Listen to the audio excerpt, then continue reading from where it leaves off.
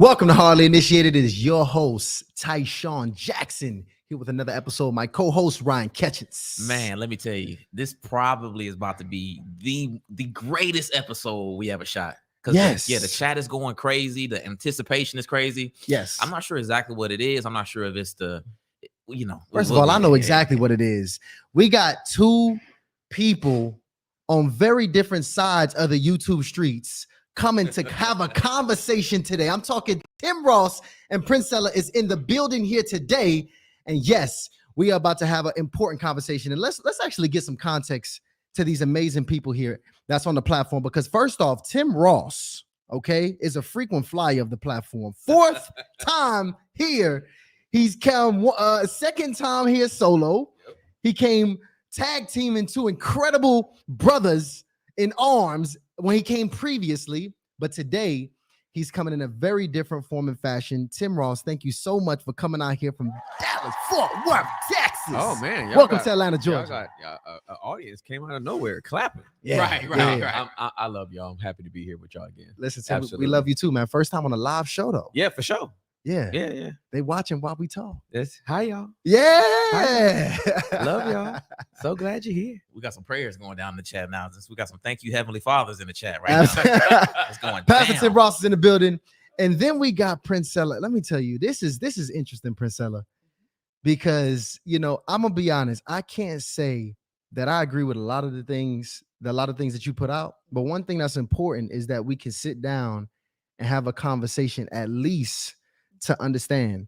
And I'm not sure whether or not many of our viewers are informed or have, saw anything that Princella has ever put out. But what we're going to do is we're going to put out a brief video just that we've prepared, just so you can get some context to some of the views and stances that Princella has, just so we can get some context to who this sister is and how she thinks. So can we go ahead and please get that popping off for us, Delano? Everything that a man talk about is I want to strip everything that you are at your core away and make you somebody that I need. We want respect. All the male talks about is what he need and what he want. It ain't never about what he gives. I don't want to bruise y'all ego, but the male was created to be a slave. Men depend on women being dumb, right? Which is why they want young chicks who are impressionable. Clap it up, clap it up, clap it up. Men register sex as a reward in their brain. Predators by nature. Y'all hunt. We don't love like a woman love. It ain't a million different loves. It's one love and men ain't capable of. They need that little thing between these women's legs. They gonna get it the easiest way they can.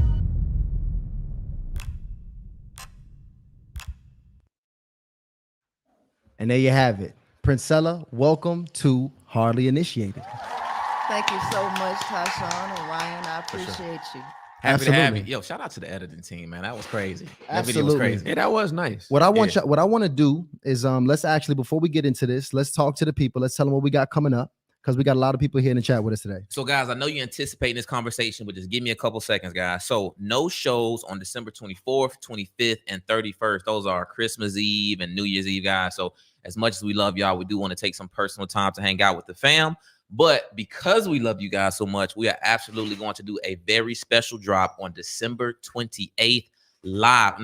December 28th, a premiere at 12 p.m., guys. And this is some really great news. So I told y'all 2024, we're doing 3 live shows a week, 5 p.m. Sundays, Mondays and Wednesdays at 8 p.m. Yeah. And we actually starting at December 17th. So you will see us literally this upcoming Sunday at 5 p.m. live. And real quick, I just want to give a shout out. Shout out to the initiates, right? But we got a couple of additional communities joining us. So special shout out to the basement dwellers. The dwellers in the building. I want you to drop them bees in the chat right now. Get us some horns, Lana. I want some horns for the dwellers in here. Let's get it popping. I'm telling you who's going crazy right now. What's that? I'm gonna tell you. So the power players. The power players in the building? The power players of the Ark going nuts in the chat. So shout out to the power players. Drop some horns for the Ark. But yeah, the power players ain't here too. Now, as much as we love y'all, we love our community just a little bit more, okay? So that's really funny. Right. Now that we got y'all out the way. Right. So at 8:20, guys, anywhere between 8:20 and 8:30, we got to cut the chat off to initiates only. But this is the thing. that $5, even if you rocking with the arc or you rocking with the basement, even if you give it just $5, that's more than you will need to really join the conversation for the full couple of hours that we're gonna be chatting, guys. So just remember that. Absolutely. So Ryan, I appreciate you for those announcements. I think we just about touched everything we need to get up in this conversation, right? We ready to rock, man. We are ready to get this thing rocked off and popped off. All right. So, it's interesting because what I want to do is I want to bring a couple topics for us to discuss here, because I think there's, really great perspective to be found in this. One thing I hear you talk about a lot, Princella, is your views on just in general traditional roles and relationships. So I want to start the conversation right there for us, because when we're talking about, I've heard you say some things about the nuclear family, right? And before I get into the nuclear family, just so we clear on what these words even mean, can you define what the nuclear family is so we speak in the same language? When you say nuclear family, Princella. Okay, well, the nuclear family is basically the centralization of what it takes to build the United States corporation, what the United States corporation is founded on. And is it safe to say that that's a man, a woman, and his family all under one home residence? Yes. Okay. A man, woman, and children. Got it. Yes. So it sounds like you also have opinions about that, because I've even heard you go as far to say that the nuclear family is pretty much it's not relevant. It's outdated. Well, I won't say it's outdated. I will say that it was an artificial creation to begin with. It's not natural. And the only reason for a nuclear family is to support the artificial creation of the United States, which is a corporation. So that's the backbone of the United States corporation. That is not the backbone of nature and how things were naturally meant to be. The true family is a community. And if you're Black, you understand that we have always said that it takes a village to raise a child. The nature of the woman is communal, and there are things that the woman is capable of doing that the male is not capable of doing. And because of this, the solid family foundation would be more of an extended family where there are multiple women to help rear and steer the children so that all of the weight is not put on one person. The nuclear family cuts that off and makes women independent and having them to carry the majority of the domestic duties alone, because the male is not wired or capable of sharing these duties with her because it goes against his nature. So what ends up happening in the nuclear family is that the woman becomes extremely stressed out, where she's trying to beg and force the male to help her in a way that he's not designed to help her, which is the reason why there are constant issues in nuclear family setups. So if it's hard to do, that means you're going against nature, because nature is the path of least resistance. People are having hard times trying to maintain a nuclear family because it's anti-natural. So pretty much, just for general understanding, you believe that men and women should not live together in the same residence? Absolutely. They should not. They should not. Okay, so a man should not be living in the home where he raises his children. No. Let me tell you, there is separation pretty much everywhere. Everybody understands that there should be separation, because if you didn't, then no one would be complaining about men going into women's bathrooms, right? Everybody would just share a bathroom. Everybody would share locker rooms. People understand that there should be a healthy separation. And what happens is when you cohabitate, you put pressure on both the male and the female, which causes dysfunction in the house. Because it's going against both parties' nature. So the way the male's brain is wired is not conducive to the way women function, and vice versa. So there's a study that has come out that shows that men's cortisol levels rise when you ask them to clean up, right? And that clutter does not bother men, right? They can sit in it and it doesn't impact them. But women's cortisol levels go up when there's clutter around. So there is an inverse relationship between males and females, not just from that standpoint, just from a biological standpoint of what is called sexual conflict. So because of this inverse relationship, when men and women get together, there is inevitable conflict that happens where one party ends up having to do a lot of cutting down of themselves and tolerating in order to maintain this environment, which never really works out. So because of that, the stress load that men carry, women don't understand this stress load because they don't understand the neurological wiring of the male. So they don't understand that his cortisol levels go up when you ask him to clean up. They don't understand that men can tolerate that and they're not bothered by clutter. They don't understand that. They also don't understand that men's ability to communicate is severely stunted, right? So when women are talking to men, a lot of times within 30 seconds of a woman talking, a lot of his brain starts to shut down where he's not even listening to her. So she doesn't understand that. She also doesn't understand the volume in which she speaks also impacts the male in negative ways. The woman doesn't understand any of these things. She also doesn't understand that the male cannot, a lot of males have an issue called alexithymia. More males are affected by that than women, and that is a lack of an emotional vocabulary. So not only do men have an issue trying to express how they feel in their own body, a lot of men, per studies, show that they can't even decode the look on a woman's face. They can't decode her facial expressions. So there's a lot of ignorance on what the male is and is not capable of. And because women have been sold fairy tales and delusions about men, women approach men with the idea that she is supposed to treat him and handle him like he's a woman. So women are expecting men to perform, communicate, and think like women, and they can't. But she doesn't know that's what she's expecting. And so when she's trying to talk to him, trying to get him to clean up, trying to get him to listen to her, what she doesn't realize is that she's putting an enormous amount of pressure on him that he can't handle. And because of the biological wiring, there's more of an opportunity that he will snap on her, right? If he doesn't snap and he leaves the home, he might go and stress relieve through sex with someone else. This is the male's behavior, and women are trying to force something that is not going to work when you're trying to cohabitate with the male. So his inability to obviously see when things need to be cleaned up because it doesn't bother him, he's going to let it sit there. And guess who's going to end up picking up that load? The woman is. She's going to be upset. She's going to fuss and all of that. And that's going to cause him issues.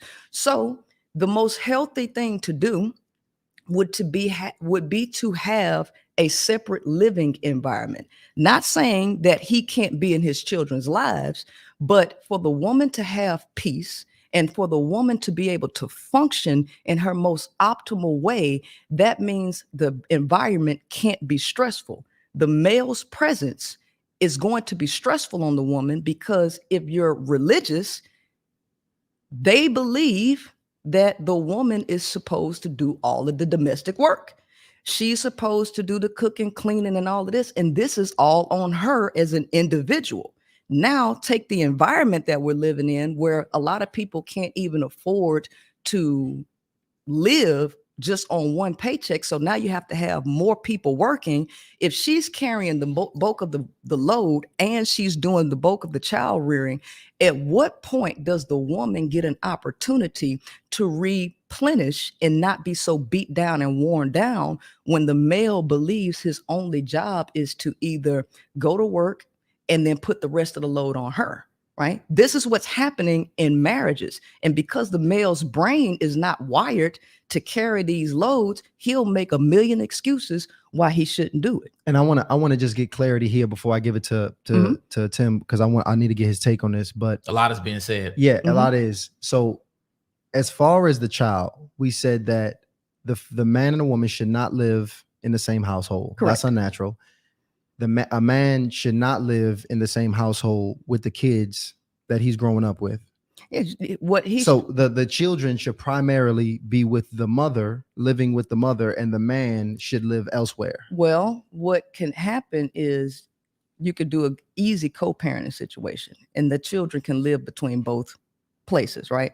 But depending on the sex of the child, that also makes a difference, because males and females are not the same. They're not wired the same, okay? And if you're dealing with a male child, the fact of the matter is based on how you have to construct and rear and steer males, it would be best for the male child to leave the mother between the ages of 6 and 7 and go stay with his father, right?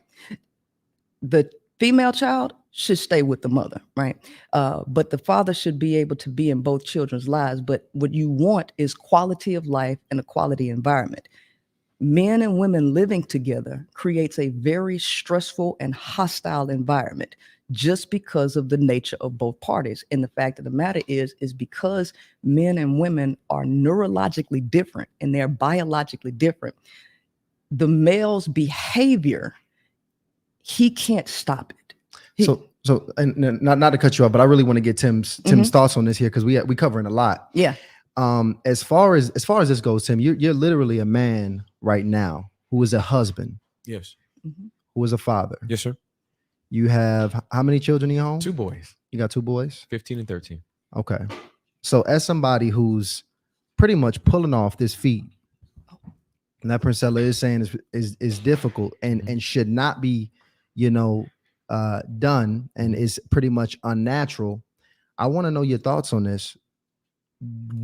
How do you feel is the best way to raise and grow a family?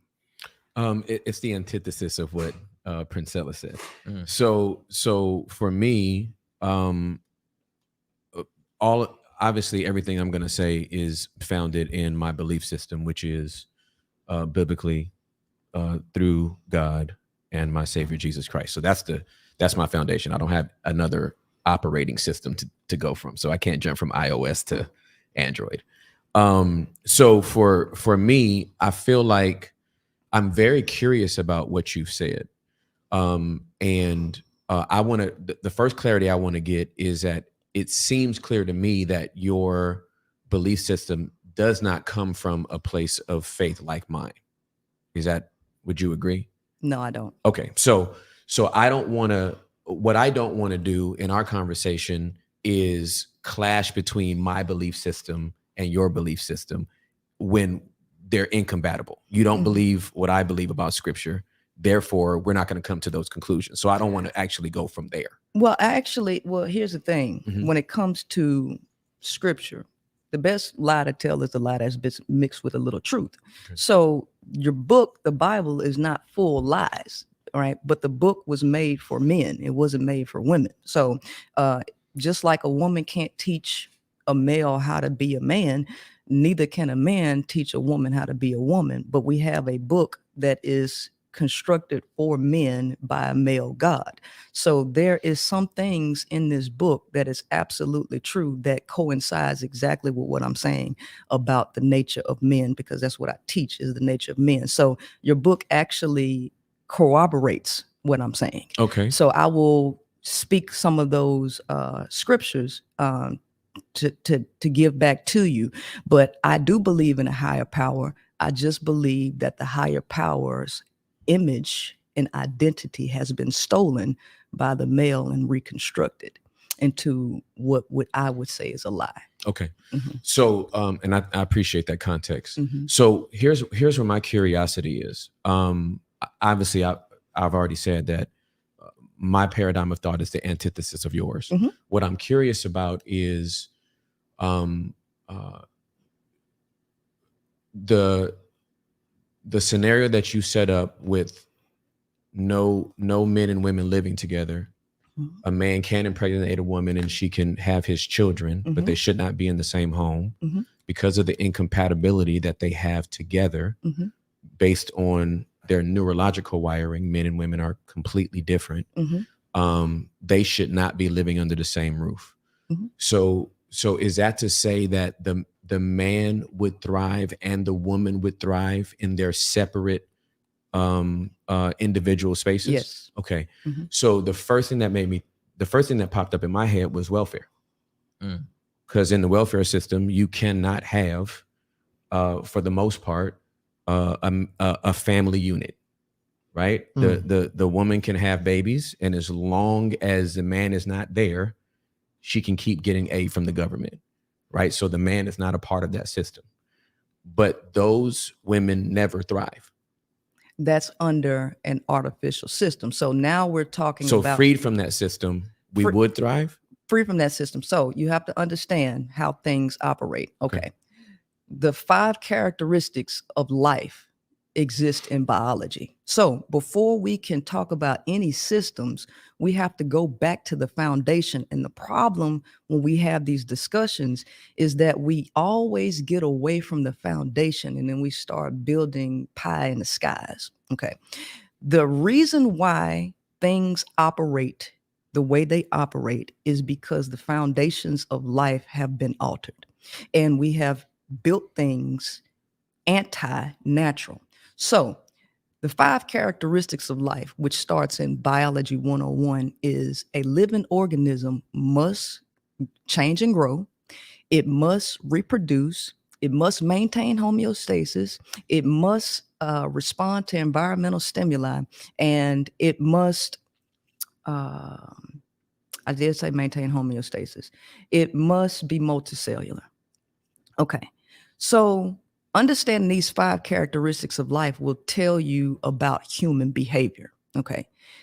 The biological program, because you talked about programming and programming languages, right? The initial program is not psychological. The initial program is biological through DNA, through chromosomes, genetic code. That's the initial program, the foundation of life. Then the second stage would be psychological. The psychological program runs off of the dominant program, which would be philosophy. That encourages or incites human behavior in certain ways. So now let's go back to biology. A living organism must respond to environmental stimuli. So what has occurred in the scenario that you spoke of is that the people who govern the system created an artificial environment with living organisms in it, and the living organisms unconsciously and automatically respond to the changes in the environment, right? Okay. What was the change in the environment is the question. In a natural environment where humans have not interfered, the nature of the male is to pass his genes along, get any opportunity that he can to pass his genes along across multiple women. That's the natural behavioral pattern of the male.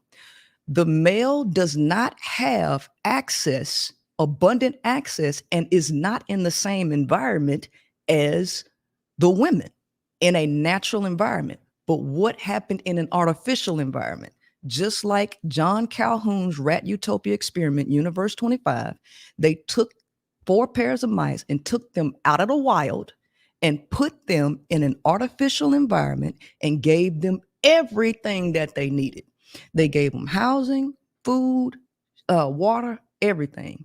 And what happened with the mice? Because of the close proximity and the cramped in environments and no need to expel energy to forage for food anymore, they had a lot of energy cramped up, and the mice went from 4 pair or 8 mice to over 2,200, reproducing. The human has failed because humans believe that they're not animals. Humans think that they are totally separate from this entire ecosystem, when the nature of humans, the lower self, is mammal. It's animalistic. We are mammals first and foremost. So humans are unconsciously behaving just like mice, unconsciously, because we are running on a biological program. And as the 5 characteristics of life say, a living organism will respond to environmental stimuli. So what they did was they took men and they took women and they put them in these cramped environments, right? They created redlining and all of this. And what did the humans do? The nature of the male got access to a bunch of women. And guess what he did? He did what his nature would do: reproduce, reproduce, reproduce. But what else is of the nature? Because this is driven by testosterone. What else is of that nature? The male is naturally lazy once he gets his needs met. The male seeks sex and food. Once he gets that, there is no more motivation in him. Okay. So through biology, because the nature of the male is hierarchical by nature, there is a pecking order that men naturally establish amongst themselves, right? So the alpha male, quote unquote alpha male, will establish that he's the dominant of the lower males. And the lower males maintain that by dominating other males. This is the nature of the male. To do that, testosterone encourages aggression. It encourages dominance behavior and all of these things. So the male still has these traits about him that don't go away because it's in his nature. You cramp them into these environments, and what do? You produce more and more offspring, but you also produce more and more males. And when males are in environments together, what happens? Those testosterone levels rise. Okay, so you end up with more and more violence. You also end up with more and more laziness because there's too much access to resources. So now in this artificial setup where humans are adapting to these changes in environment, you now have the government who intentionally did this because they were running an experiment on human beings. They know the nature of the male. So at this point, now they have to try to fix what they done jacked up, right? Okay, well, the male can't stay here. Why can't the male stay here? Because even when the male is staying there, the majority of the work is being done by the mother, because women weren't just sitting around just collecting a check. They also had to go to work to be able to collect these checks. And so the male, and you can, if you go back to 1973, 1968, and 1986, there are documentaries about this. The male literally was not doing anything. He wasn't working. He wasn't even trying to work. And which male? All males? No. We're talking when you brought up welfare, right? Yeah, Okay. So when you brought up within that system, you're saying, because that's the what male, this is what you brought up. Yeah, absolutely. So I'm talking about the research that was going on at the time. From 1968, 1973, and 1986, there are 3 different documentaries on the Black family. And what you find in these documentaries is that the modern male today is telling a lie about what was really happening there. Because in real time, the males were not doing anything. They were literally living off the women, and they literally kept just knocking women up back to back to back with kids. There was one specific segment in there where the woman was like, well, the man, he just kept knocking her up with children and he didn't know how to stop, so he just left. What do you mean he didn't know how to stop having kids? The male's inability to self-govern is part of the reason why you end up with a lot of children in these areas. But this is an artificial environment again. So you're dealing with people who are operating at the lower self. These are not people who are operating from a state of mind. They are operating from a biological point of view. Okay, hold on. Wait. We got to pause right Go there. ahead. So now I want to, because Princella got some wind on her. Mhm. Because essentially this all came back. This all comes back again to the nuclear family. Mhm. And Princella is pretty much, for people joining in, has stated that we're pretty much better separate as being the man and the woman, not being in a household together. Mhm. and that is probably the most effective way for us to grow as a society. Is pretty much what. Right. Correct. Okay. With a community, right? Okay. How is Yeah. that possible though? Because that's why I asked this, Priscilla, because I think your intention might be coming from the right place and wanting to help women and just people in general be healthy. But there are environments that are dominated by women that children are being raised in, primarily the school system, right? Dominated by predominantly women. Now, a lot of the complaints from the parents and even the kids who come out of these same school systems is, hey, they're not strong men in these school systems to aid and provide, instruction and level of accountability and structure for the students that are there because they're so male dominated. You have a lot of women, a lot of female teachers that are also communicating the same thing. So if there already exist environments that women are dominating, that they're responsible for the caregiving for children that are not being successful, what makes you or what puts you under the impression that you can have an environment absent of men and still successfully raise young men and young women? Okay, so like I said, what we're all dealing with is the effects. Okay, for every effect there is a cause, so you have to do root cause analysis. You all are not looking at people in a natural state. You're looking at people with an altered psychology, altered belief system, and dysfunction that was created from this artificial environment. So in order to get things to go in a better direction, you have to deprogram people from the toxic belief system and give them a new belief system that actually functions. I say again that men and women are not the same. So males need their own schools, because how you teach and train males is not the same way that you teach women. Again, the male is not wired to sit in classrooms the way he sits in classrooms, because males have testosterone, right? There is a reason why males have hard times sitting there, hard times learning, hard times communicating, because we're trying to teach everybody the same way. This has shown to be ineffective. Now, so I don't doubt that. I mean, Right. I do think men and women are different. Right. And I think the school systems could do a lot better at the curriculum and teaching both males and females. But I'm still not understanding how the absence of male figures. I didn't say the absence. I said that men need their own spaces. I never said get rid of. So we're going to have to listen to understand, because I am not saying the elimination of you. What I am saying is y'all ain't like women, and women are not like y'all, and you need your own spaces. The way you train males is not the same way that you teach women. Okay. Males learn through consequence and reward. They learn through physicality. They do not learn through talking. There is a reason why males are failing. There's a reason why the males' behavioral patterns are the way they are.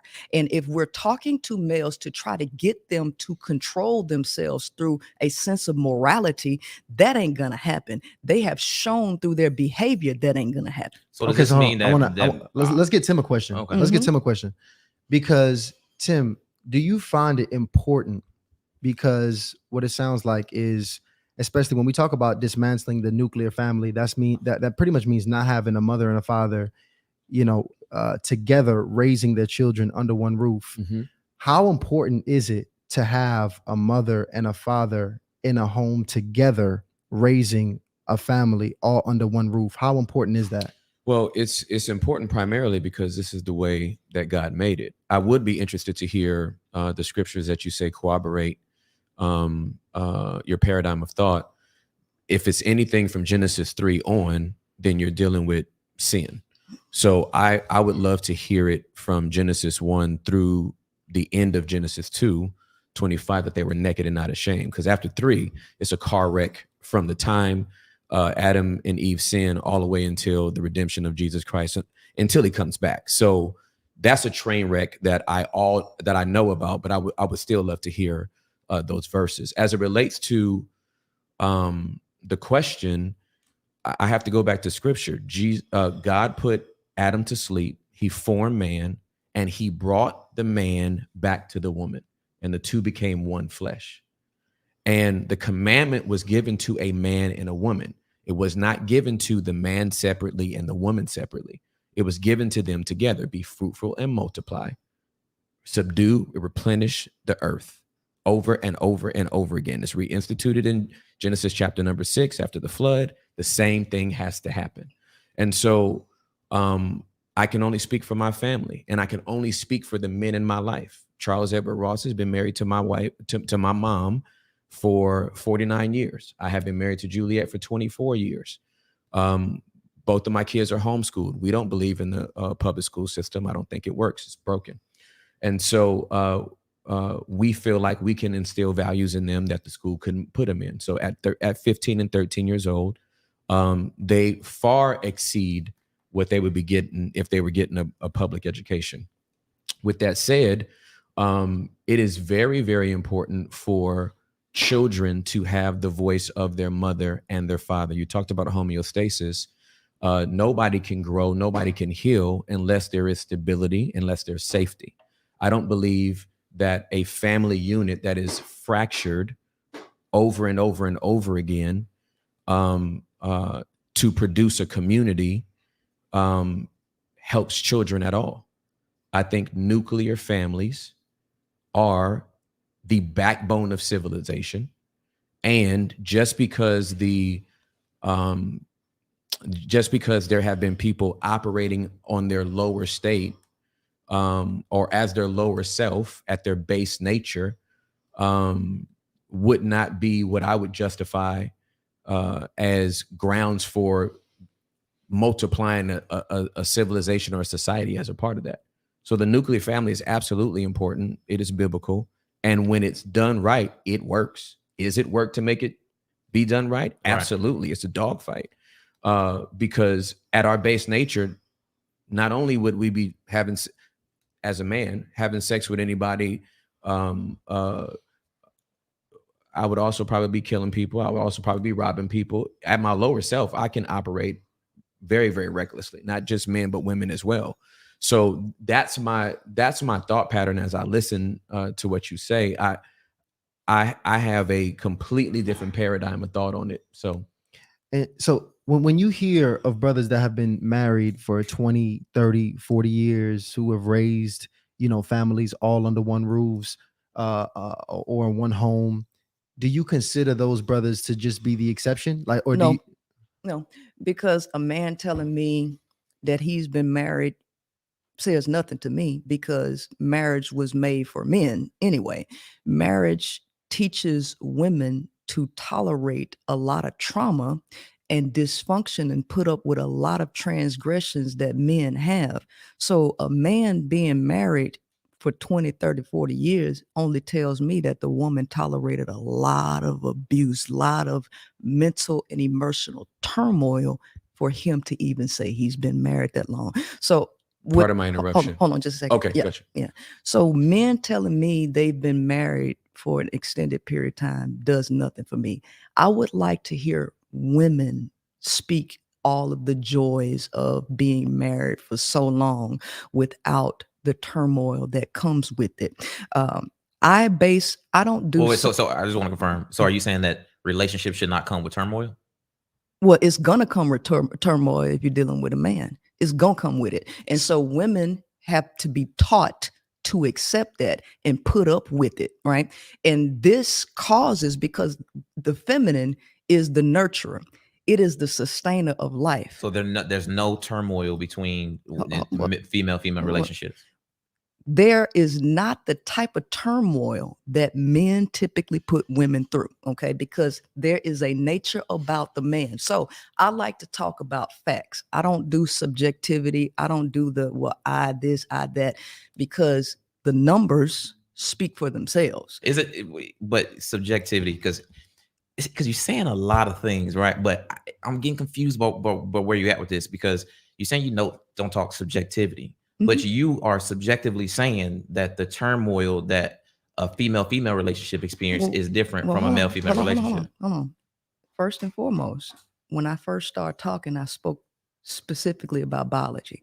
That is an objective science that speaks about your neurology, your biology. That is objectivity. I'm trying to go into statistics. You want to ask me about female, but what did I tell you about the nature or the 5 characteristics of life? First 5 characteristics of life is response to environmental stimuli. We are not living in a natural system. We are living under patriarchal philosophies, which humans adapt to. So you're not even dealing with natural females. You're dealing with females who have taken on male philosophies and in their behavior. So I'm not talking about relationships with females. We're talking about marriage and nuclear families right now. And what I'm trying to get into is the statistics, okay, on marriage and divorce.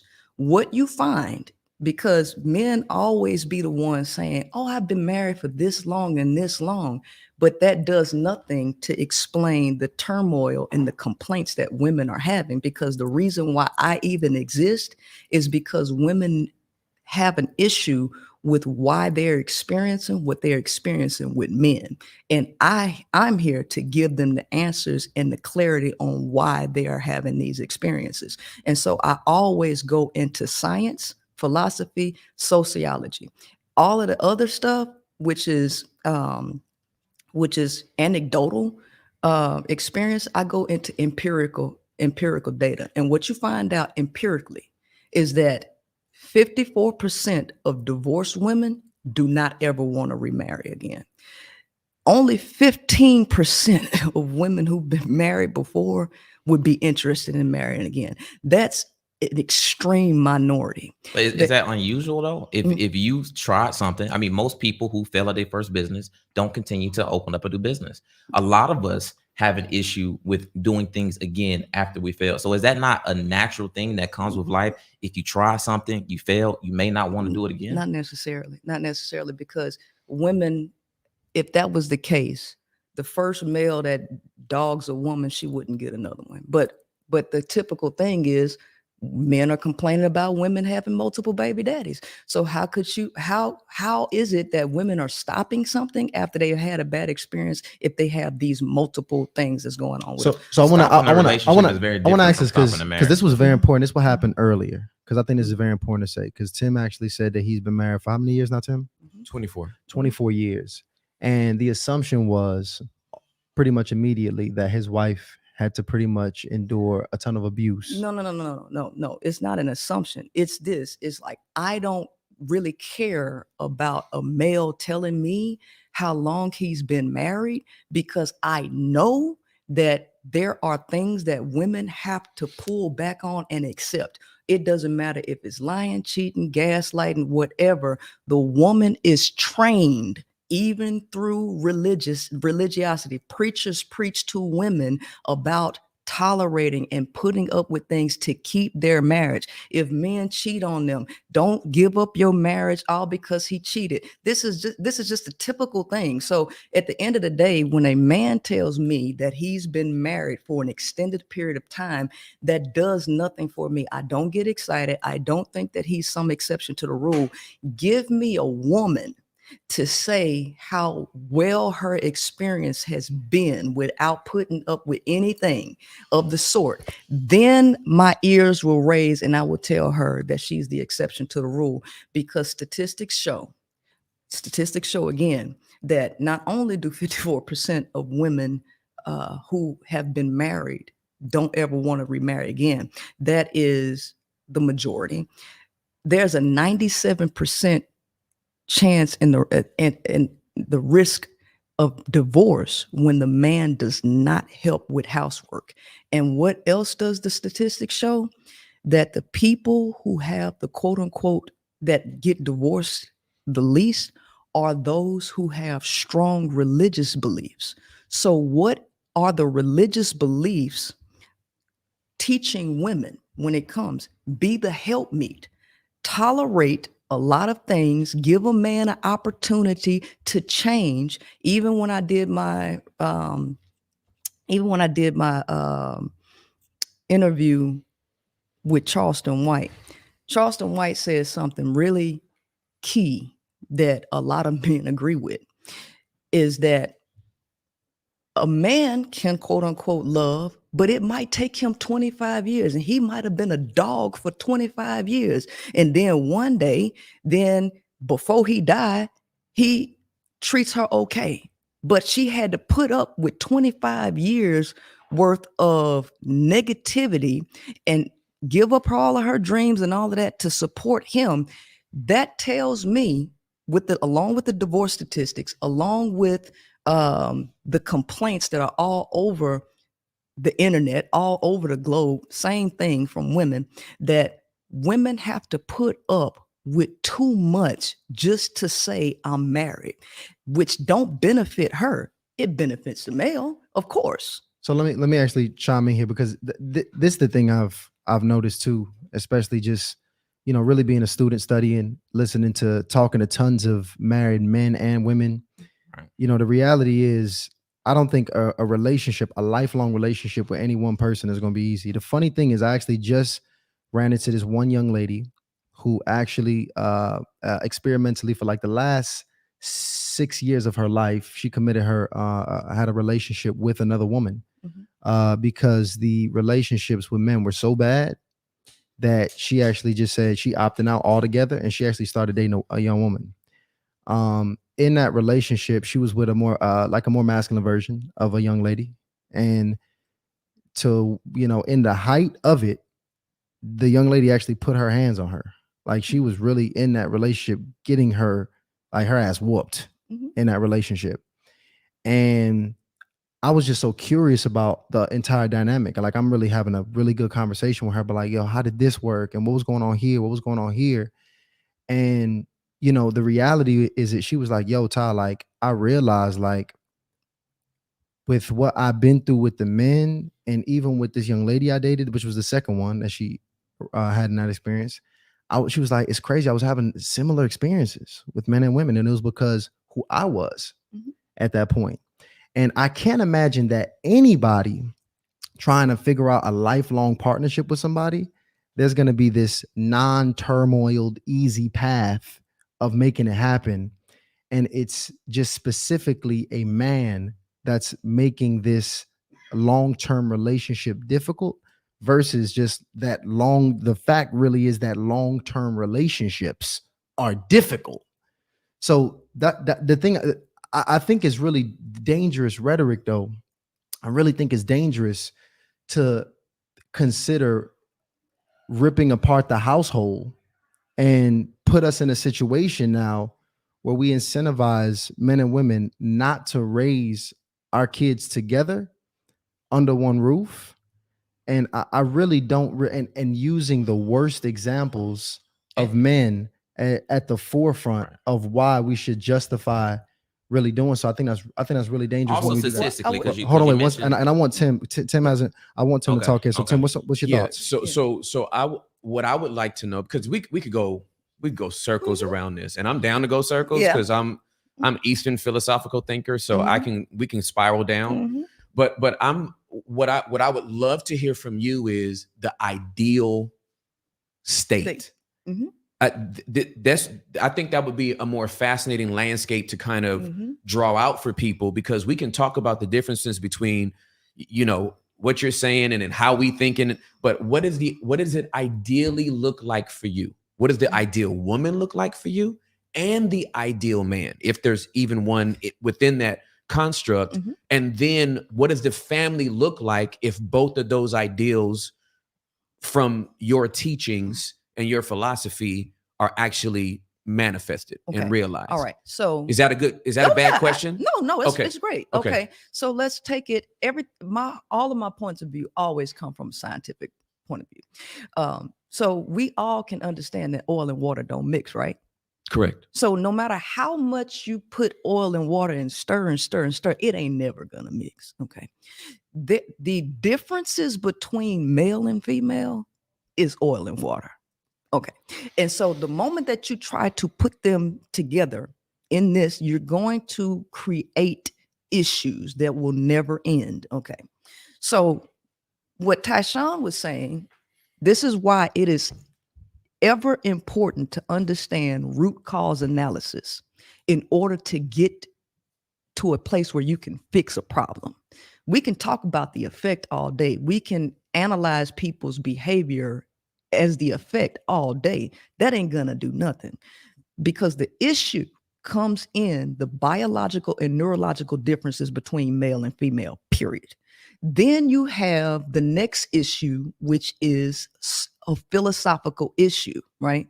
When you are dealing with people who, two, are running on a faulty program, number one, on a faulty program, but number one, the main thing is this: when you take women and you induct them into an environment that is not conducive to their nature, okay? So don't forget the question too, by the No, way. I am. Okay. No, but I have to be able to line this out so you understand why things are the way they are, right?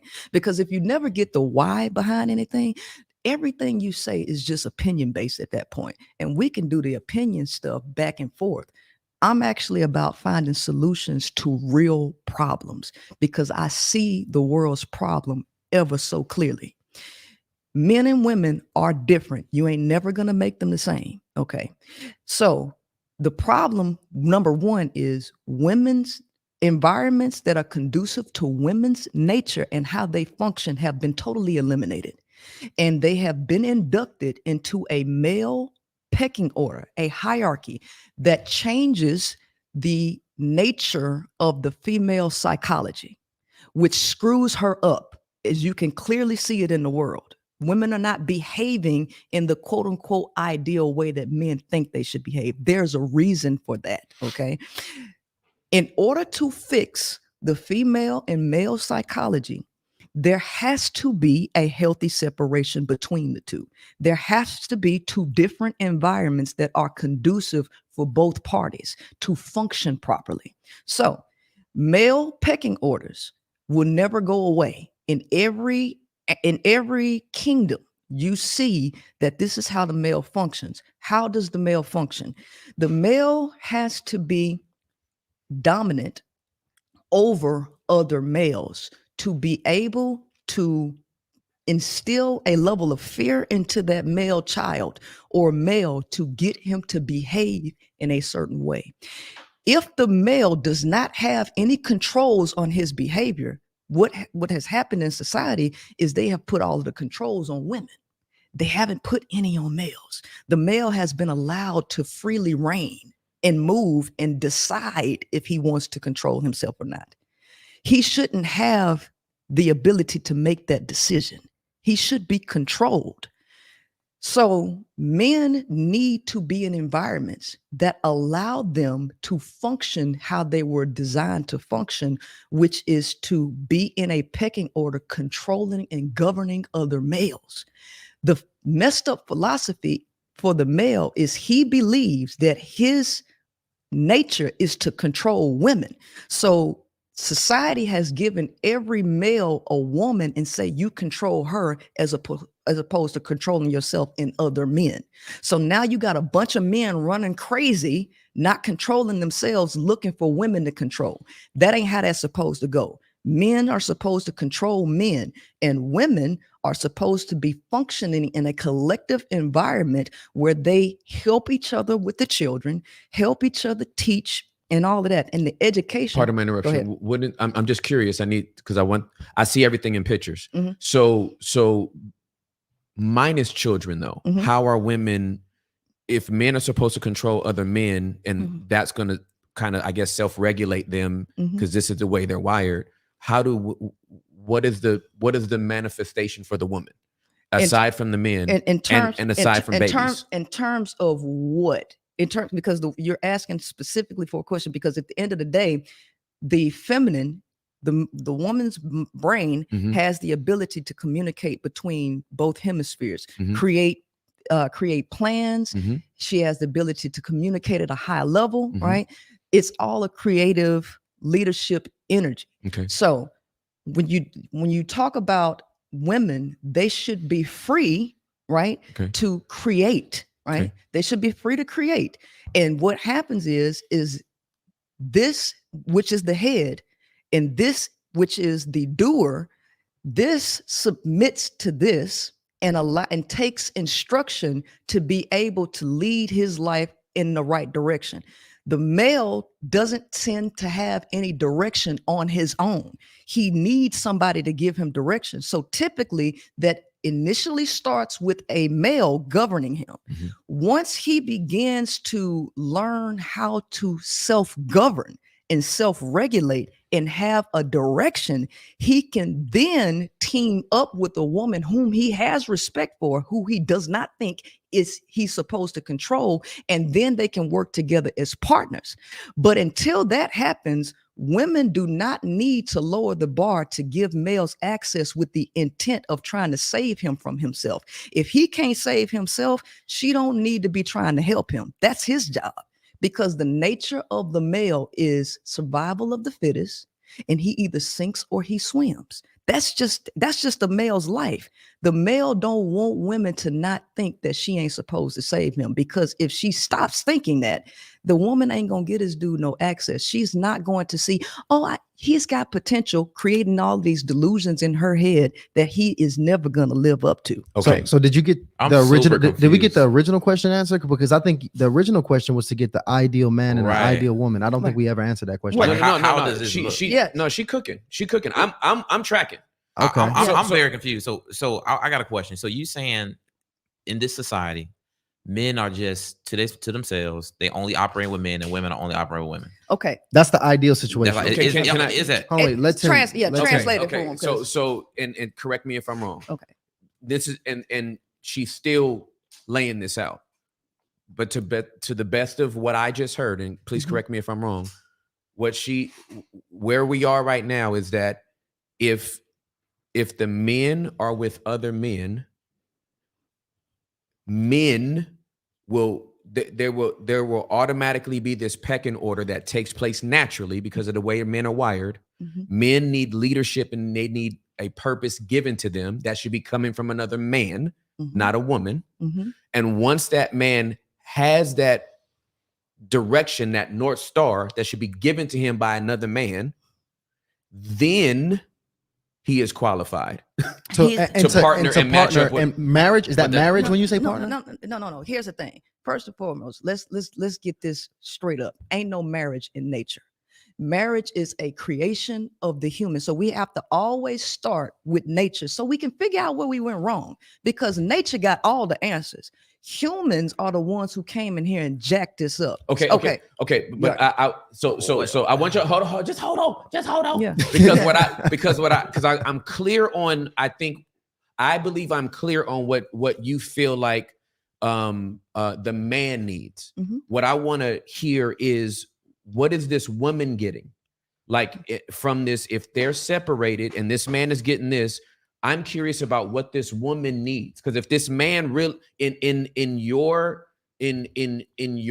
perspective of how these relationships and these men and women should be raised, I want to know how this woman looks. Okay. All right. So let's let's put it like this. Okay. The reason why you're asking what does the woman need is because the male's nature is needy. He needs the woman because the male is not whole. Okay. So I like to do it in terms of sacred geometry. Are y'all familiar with sacred geometry? No. Okay. All right. This goes back to the patterns of life. Okay. So in all of nature, mathematics is the code of nature, right? And science is basically the image that's rendered from that code, which can be observed. So when you go into sacred geometry, what you're looking at is straight lines and circles. Straight lines represent the masculine. The square is 360 degrees. And that is the masculine counterpart. And then the circle is the feminine, which is also 360 degrees. So everything that's circular represents the feminine. The feminine is the creative space. Here's the issue. The male is not a square. The male is a triangle, which is 180 degrees as opposed to 360 degrees. A triangle is half of that circle and half of that square. Because the male operates hierarchically, his nature is hierarchical, which means it's a triangle. he functions at 180 degrees. The woman is born whole. She is born integrating the left and the right hemisphere. The male literally mainly functions from the left hemisphere, which is the computational or quote unquote logical or analytical side of the brain. The feminine side, which is the creative side, is practically shut down in the male. So in order for a male to become a man, that male has to put in enormous amounts of effort to integrate the feminine side to himself to become a whole person. The female is already born whole. So what the female needs is resources, which nature has provided. Nature provided the resources. In order to make a world where men could survive, this is how you get the matrix, because all of these systems were created to extend the life of males, because without it, in a natural environment, the overwhelming majority of males would not make it. They wouldn't be able to compete against other men. So what they did was created a system and hoarded the natural resources, created jobs, and created a fiat currency that they shifted into the power and control of men and kept women largely out of it, artificially forcing women to need and depend on men for resources, creating what you call hypergamy, which is not natural in the female. It is an artificial response to stimuli, which is taking the resources and putting it in the hands of a male. When women are free and independent, they don't need males. And you can see this in nature. You can see it with the fruit fly. If you look at the fruit fly. Well, hold on, wait. So how does a woman does not need pretty much leadership or mentorship to thrive like a man does, you saying? A woman can just be left in her natural state and she will thrive. Well, here's the thing. What the natural state, let me tell you, all arts come from the feminine. All arts come from the feminine. Leadership is an art. You can lead, quote unquote, by force, or you can lead through emotional intelligence. The male does not have emotional intelligence, so his primary. No. I don't want to talk. No, I get that. I get that. Let's talk, because right now we still have not figured out how women thrive. So that's what we want to. I want to talk about that. So what does we get the masculine community needs that. Right. The feminine community, they're all by themselves. How are they thriving though? Are they, what type of leadership? How are they being fed? This is what I'm trying to get to you, because what your questions are based on this artificial system, thinking that women need, but we can all see that this is coming, it's falling. We can all see what's happening financially. We can all see what's happening with AI. We are no longer in Pisces, okay? So what I'm trying to get you to understand is the whole concept of leadership. The whole concept of leadership comes from the feminine. That's a whole feminine attribute. Through emotional intelligence, through persuasion, through collaboration, and through communication, which are all female attributes. The women would thrive if they were allowed to function at their highest capability.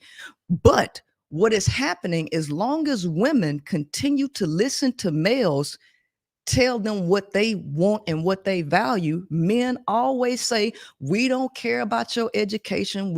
The moment that you get this money, this amount of things, you disqualify from a man, all of that stuff. This stunts the woman's growth. It stunts her ability to actually produce what she was meant to produce when she continues to seek validation from a man who wants to keep her here. Princella, okay, hold on one second. Let's get to him. Okay, so what I need, again, I see everything in pictures, and this thing is, I think it's kind of like, I wish I could draw a picture for you. Yeah, but no, I see everything in pictures, so I'm good. Yeah. Here's what I need from you. Okay. I because if I'm hearing you correctly, the woman is born whole. Yes, she's born whole. She's born whole. 360. Okay. She's born whole. Is she born whole? If she is born whole, Does she need another woman? No, let me show you. You see things in pictures. So Yes, I got ma'am. one piece of paper. So let me show this to you. I got one piece of paper here. All right. So Wait, the people can't see this. I know they What's can't going see on it, but right now? I need him to see it though. Hold on. Yeah. Because okay. Yeah. So while this is going on right now, let me actually go about doing. Let me talk Do to the some family real housekeeping. quick. Do some housekeeping. While this is happening, Yeah. because here's actually what I want to do. I actually want to get to the initiation hotline, and I want to get the family's thoughts on what's going on right now. So we're gonna do something really fun. I got some questions Ryan, too, though. what we're gonna do? I absolutely have questions. So what we're gonna do here is we're actually going to pin a link in the chat right now. Okay, and we're gonna put a link in the chat. We're gonna put it a couple times here. We're in the chat regularly, as well as pinning it. And we're gonna ask the family to come in here. Please have great lighting. Please have good audio, and please don't have no friends and family screaming all in the background. I need a nice, quiet environment so we can get your thoughts, because I want to get your thoughts. Do we, need the nuclear family? All right, just very simply, I need y'all to be brief and to be brilliant and to be gone, because I really want to talk to the family here and I want to get y'all on here. So we're gonna put this link in here in the chat and let y'all come in the room, put your name backstage, and we will let you up one at a time. Yo, guys, I just dropped a video link, so make sure you click that link to go ahead and get in there and be patient with us, because we're gonna bring you up, but it does take us time. Be patient. It's crazy thing, guys. We got 3,600 people live right now, so it's really going crazy. A lot of people tuning into this here. Listen, Princella, I hear you dropping the game in the voice. I hear it in the voice projections, but you got to give me some clarity on this next segment. Because and see, I think and I'm looking here, some people grabbing it, some people not grabbing it, and I don't know. I like, because Princella, it's kind of complex in how you describe it, and I've always been told, my mentor used to always tell me the truth is simple. No, you know, and that's the thing. Here's the thing. I'm not saying that what you're saying is not true. I just want you to really break it down just for everybody, because I can't be the only one confused. I just want you to break it down. And, remember what I was telling you off camera about? Remember what I was telling you about my podcast off camera? That I do a lot of visual, and I said this is the reason why I don't do speaking, because you have to visually see what I'm talking about. And the reason why it's so hard for y'all to get it is because this is something very new coming to you from left field, from something that you're used to. Y'all are used to society looking a certain way. And what I am saying goes drastically against what you're used. So it's going to be hard for you to conceptualize it and visualize it, because when you take, I don't know if you've ever heard of a concept called ideological subversion. Have you? Nope. Nope. Okay. All right. So back in 1984, there was this guy by the name of Yuri Bezmenov, and he did a program here in the U.S. speaking about the KGB's objective to destroy the United States. And at that point, he was saying that the United States was in full-blown warfare, and that the KGB had a technique called ideological subversion, which changes the perception of reality for the people, right? So you don't see with your eyes, you see with your mind, and you can only see based on what's programmed into your psychology. In order to shift the perception of the people, there is a technique to do it. And it takes about 25 years to run this whole thing. So there are 4 steps to ideological subversion: demoralization, destabilization, crisis, and then normalization. What has been normalized ain't necessarily natural. So basically, you take people, and over a course of time, you shift their perception so far from reality that even if you put the truth in their face, they can't see it, and they won't believe it, and they won't understand it. So the truth is not as simple as you think if you have been taken so far away from the truth and you have become accustomed to what has been normalized. So we are living in a state of normalized dysfunction where the people do not have education on the sciences. People don't have education on the biological sciences. They don't have education on sociology. People are inundated with entertainment and inundated with information that they cannot decode. So because we lack information on such things like ideological subversion, we lack education on the biological sciences, we get caught up into philosophical beliefs that really hold no weight in reality, because they always say if was a fifth, we'd all be drunk. So I don't do coulda, shoulda, wouldas, and ifs. I base things on what is, and then we look at the data and the actual facts that lead up to the effect. So we go into root cause analysis, and then we analyze the effects, and that all comes in science. So we can say we should do this, but clearly that ain't working, because we've been saying the same thing for the last 50 years and it still ain't working. So check this out real quick. Here's what I want to do before we go ahead and start bringing the family up here. What I want to do, first off, I want to shout out one of our members here. Okay. Well, I really want to shout out one of the initiates. Oh, so guys, we've been doing some really good things for the community. Books giveaway from some of the published authors that we've had on the program are a part of that. And of course, we got many more things to come to you guys, especially when we hit J1 of 2024. Yes. But special shout out to one of our lovely initiates, Jai Bunny. And she actually won one of the book giveaways we did a couple of weeks ago. Yes. Holistic Purity by Camden Webb. So shout out to Jai. Shout out Jai. Looking all good in that photo. I love it. And shout out to the 3,700 people in the chat. This is good. It is. And it's so many people in here. If you're trying to get in right now, you can't. We're actually packed in the room. Yes. And listen, I didn't forget about y'all. I know we got the super chats coming in. We got some really good questions for food for thought for both Princella and Pastor Tim Ross. But be patient, because we gotta hear from the members on the chat, and then hopefully Tyshawn let me get some airtime. So guys, I got some questions. And yes, listen, I need y'all to come up here, be brief, be brilliant, and please be respectful to the guests on the platform, whether you agree or disagree. This is not a place of disrespect. I actually want to start here. I want you to bring. I'm gonna bring my brother Jalen up here to the platform. Jalen, what's up with you, brother? How we doing, y'all? What's up, man? I'm blessed. Jalen, let's pull Jalen up here so we can see Jalen here. So Jalen, I want to get your thoughts here, brother. The nuclear family. Do we need the nuclear family? I think we absolutely need the nuclear family.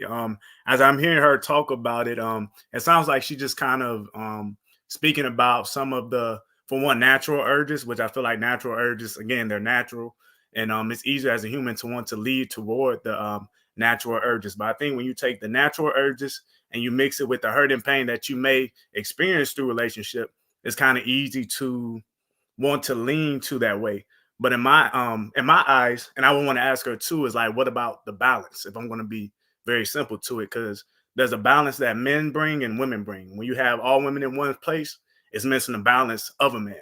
So there are some things, like especially in the home, you need that kind of balance. You need the discipline and the structure that men bring. You need the nurturing that the woman brings, and all in one place. So I don't understand how having all women in one place and all men in one place will be healthy. And last thing I'll say also, Hold tight, brother. We want to, because you got a lot of questions, so we want to answer this real quick. I want to kind of get through. You want to actually? It's going to be hard to make it through and actually answer questions on each one. Can we just stick with this one? Are you cool with that, Jay? When we just stick with that? I want to say one thing. This is one thing too. If you're going to use that for the nuclear family, like that concept of splitting them up, shouldn't we do that for everything? Like when it comes to race, when it comes to sex and all that, like why just stop at sex? But that's all I'll say. I'll put that in there. Okay. Headphones went out. All right, hold on. My headphones just went out here. Check this out. I think my headphones went out. So run that. No, Princella's good. Princella, she's getting a little chilly. Getting a little chilly in here. Okay, yeah. See, well, listen, we knew the heat was gonna get a heated debate, so we had to turn the AC up a little bit. We had to. But look at this. I was thinking it was gonna get warm, and I was like, well, maybe I'll give it. Man, I'm still. Look at this, y'all should see that. Y'all should have seen this gentleman, Tim Ross, hook Princella with a jacket to cover her cold shoulders. Yeah. Princella. She said men like that. She said men like that don't exist. They don't exist. What's going on? Y'all can do good deeds. We can. Yeah, y'all can do good deeds. Okay, but what? I never said you couldn't do good deeds. But what? Hey, but we can't live together. No, we can't live together. No, because guess what? Even when a man approaches a woman, right? He gonna put on his best front. As you should. Hold on, wait. Because Check this out. First Because impressions are very important for both men and women in any situation you get into. Yeah, but here's the thing. Most often that quote unquote first impression is a lie. So that's why you have to have discernment. hold on, But wait, that's why I guys. teach what I Listen, teach. I want to talk to my people. And listen, Jalen, I'm going to get to the next person here. Jalen, thank you so much for getting here. It's hilarious. So hold on, wait. Let me go ahead and get Jalen off the stage here. Let's see if we can get to a few more of these initiation hotlines, because it's going to be. So pretty much he asked, though, Princella, you got to answer that question. He pretty much asked, with that philosophy, with in terms of nuclear family, men and women, living and working separately, should that be the case for every situation? Does that mean in a corporation, both men and women should work separately? In sports should be both separate for men and women? Does it apply to everything? Well, here's the thing. The evidence shows you the optimal way of doing it, because we all complaining about men going to women's bathrooms. We all complaining about men dominating women's sports. So we all know that there's supposed to be a healthy separation between the sexes. We know that. But when it comes to cohabitation, the reason why the male is so adamant about this is because he personally needs women.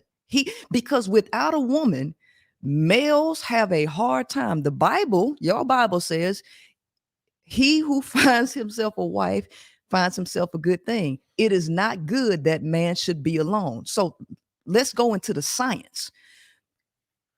When men experience 2 or more breakups or live alone for an extended period of time, men actually suffer from inflammation. Men cannot actually live alone without experiencing pain.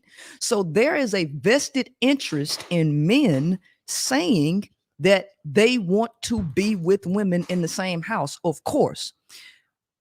But when I say, let me just say this, that it's not good that man should be alone is not just a marital statement. That's a relational statement. Well, that's period. Because that's on period. Like, humanity can't be alone. We were made to be in relationship with each other. No. We weren't made to be in relationships. The male is made to be in a relationship. But see, there's a difference between a relationship and a partnership. I'll talk about that in a minute. But men experience inflammation when they're alone. This is not the same thing that occurs in women. So could that be possible that if a man experiences inflammation when he's alone, then that means he will be incentivized to potentially be with a woman? Correct. So that's why I have a book called 41 Shades of Men, The Pursuit to Subdue and Use You. Men need women for a variety of different needs that the woman not necessarily needs him for. So I showed Tim. You saw, okay. So do you understand what I drew here? I understand what you drew. All right. So what happens is the woman is born whole, but the system forces her to have voids, these holes that are within the hole. She has holes that need to be filled. And she's been taught that she needs to look for a male to fill those voids instead of filling them herself. The man needs her to have a void. Because if she don't have a void, then he has no way of getting his needs met through her. He needs her to need him for something. Okay. So you're getting me closer to the woman side of this, right? Yes. So what I need to know is, in your paradigm of thought, can the woman do that on her own outside of this system? If this system doesn't exist, if a woman is born whole, does she do that on her own, or do other women help her identify where those holes are, if they're even there at all? And does that happen in the same way with the women in community, in the same way you talk about the men in community getting this natural pecking order, finding their true North Star with another man and controlling other men? Does this same wholeness is this how it happens organically with other women? No. Okay. So that's what I was saying. Men and women are different. So how males have to be built and cultivated is drastically different from how women. So men, you don't really talk to men. Men have few words. They don't have enormous, right? They don't have enormous vocabularies. And this is specifically, it's majority of men, not even some, it's the majority. So some means at least a small number. So at least a small number are at the top of any pyramid. The rest of the people are at the bottom, from the middle to the bottom. So when we look at that pyramidal structure, we have to understand that most people are at the bottom. It's not just a few or some, it's most people. Correct. Right. I agree with Okay. that on both so sides. At the top of any game, the least amount of people exist at the top of any pyramid. And to get to the top of any pyramid, you got to do a lot of climbing. That requires a lot of work. The average person ain't finna put in that work to get to the top of their game. But when you're dealing with women, because they are more communicative, they are more expressive. When a woman births a female child, here's what happens.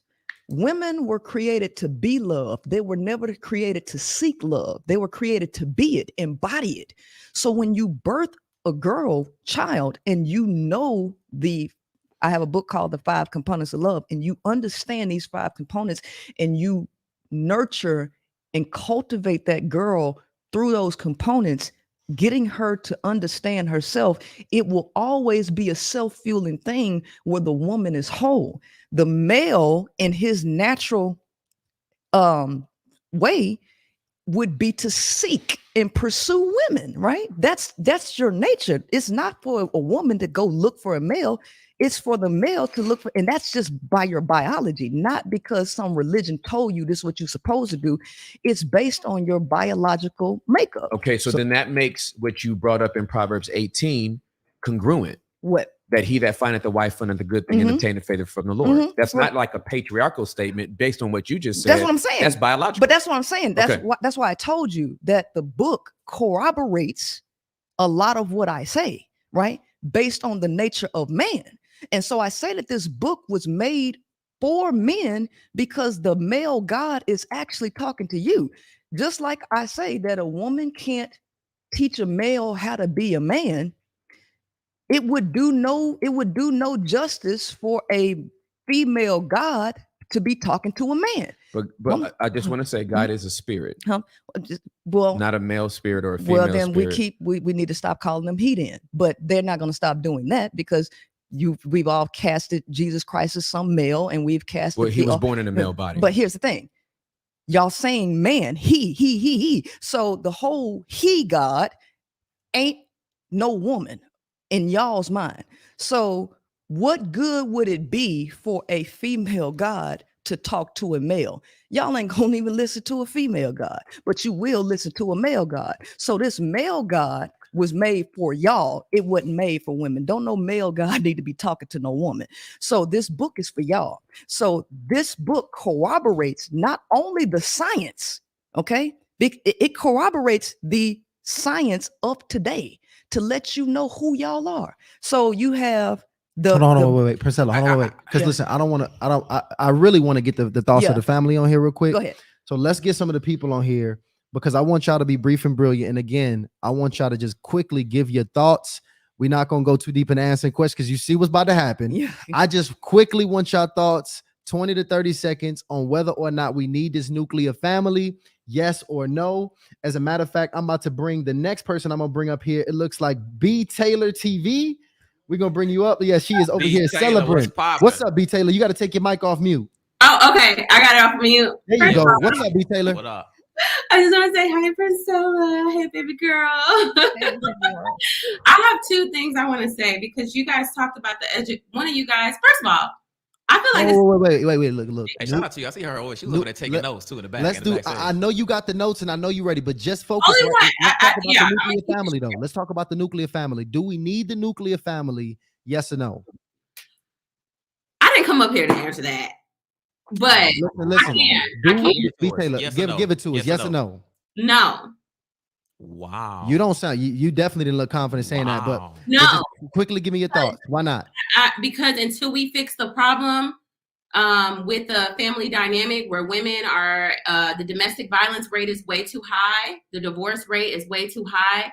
Women are suffering in marriages. And there's a lot of women who have spoken out, who's been married for decades, who are not male-centered. It seems like a lot of women do have to sacrifice a lot. Not only are we going through postpartum depression, dealing with the children, catering to a man, on top of that, under this system, I don't think that it's working, and it has not been working. And a lot of women have been suffering for a very long time. So I think Priscilla is, waking up women. B-Teller, look, thank you so much for your thoughts. As a matter of fact, my last question to you is, are you currently dating men at this point? No. Okay, I got you. And that's not you totally have pulled out until we get this together. Is that what it is? No. Well, I'm not dating men. Oh, so no, you date women. I date a woman. Okay, but this is very important context. I got it. This is very important context. Okay, that's context. Yeah. So pretty much you completely have moved away from men altogether. You date women. Yeah. Interesting. Okay. Gotcha. But no, thank you so much for your thoughts on that, B. Taylor. Thank you so much for that. I want to get to the next caller on here. Yeah, I think that is important. I mean, it's tricky. It's tricky. It's not that you can't learn from different people, but I do think people's perception and their current dating status and kind of what they might be interested in, I do think that impacts how they feel about certain things and what their opinions might be. Let's hit the next person here. We actually got Joshua coming to the stage. Joshua, welcome here to the stage, brother. How you living, man? I'm good. First of all, I just want to say hi to him. That's my guy. So I'm just really excited. That's what's up. Yo, Josh, just if you can, I'm not sure if you know the question, but we're asking here, is the nuclear family, do we need the nuclear family in 2023? Yes or no, brother? Yeah, no, I think we definitely do need it. I think it's been in place for so long. And I understand like the different factors like that the other girl was talking about, the divorce rate and things like that. But I do think that it's something that God created, and I don't think that we should have just take it for granted like that, because as we see, like it's been a factor in so many people's lives, and it's been the product of, yes, bad things, but it's been a product of a lot of great things too. A lot of great people were born out of great families. Even Tim Ross himself, just that man alone, that's a very testament to that. So I mean, I think I think that we need a nuclear family for sure. Thank you, brother. Interesting. All right. So that was Joshua here coming up here. I appreciate you, brother. Take it a little further. I mean, I think the nuclear family, me personally, I think the nuclear family is important, but I think it's more than that. Dr. Jawanza talks about this. He talks about how, what's important and what the corporations incentivize is really based on what makes the most money.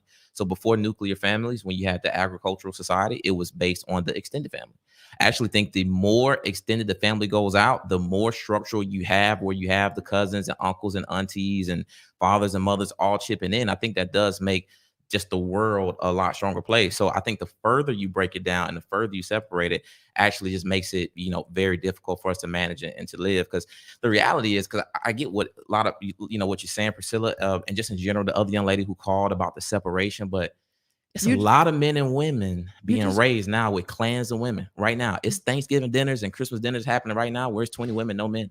But here's the thing: you're dealing with women who have an altered psychology. That's what she. So essentially, whenever you point at a group of women, she's gonna say those women are not in the state of mind that they should be in because they have been affected by the matrix. Essentially, which is scientific and it's true. This is the thing.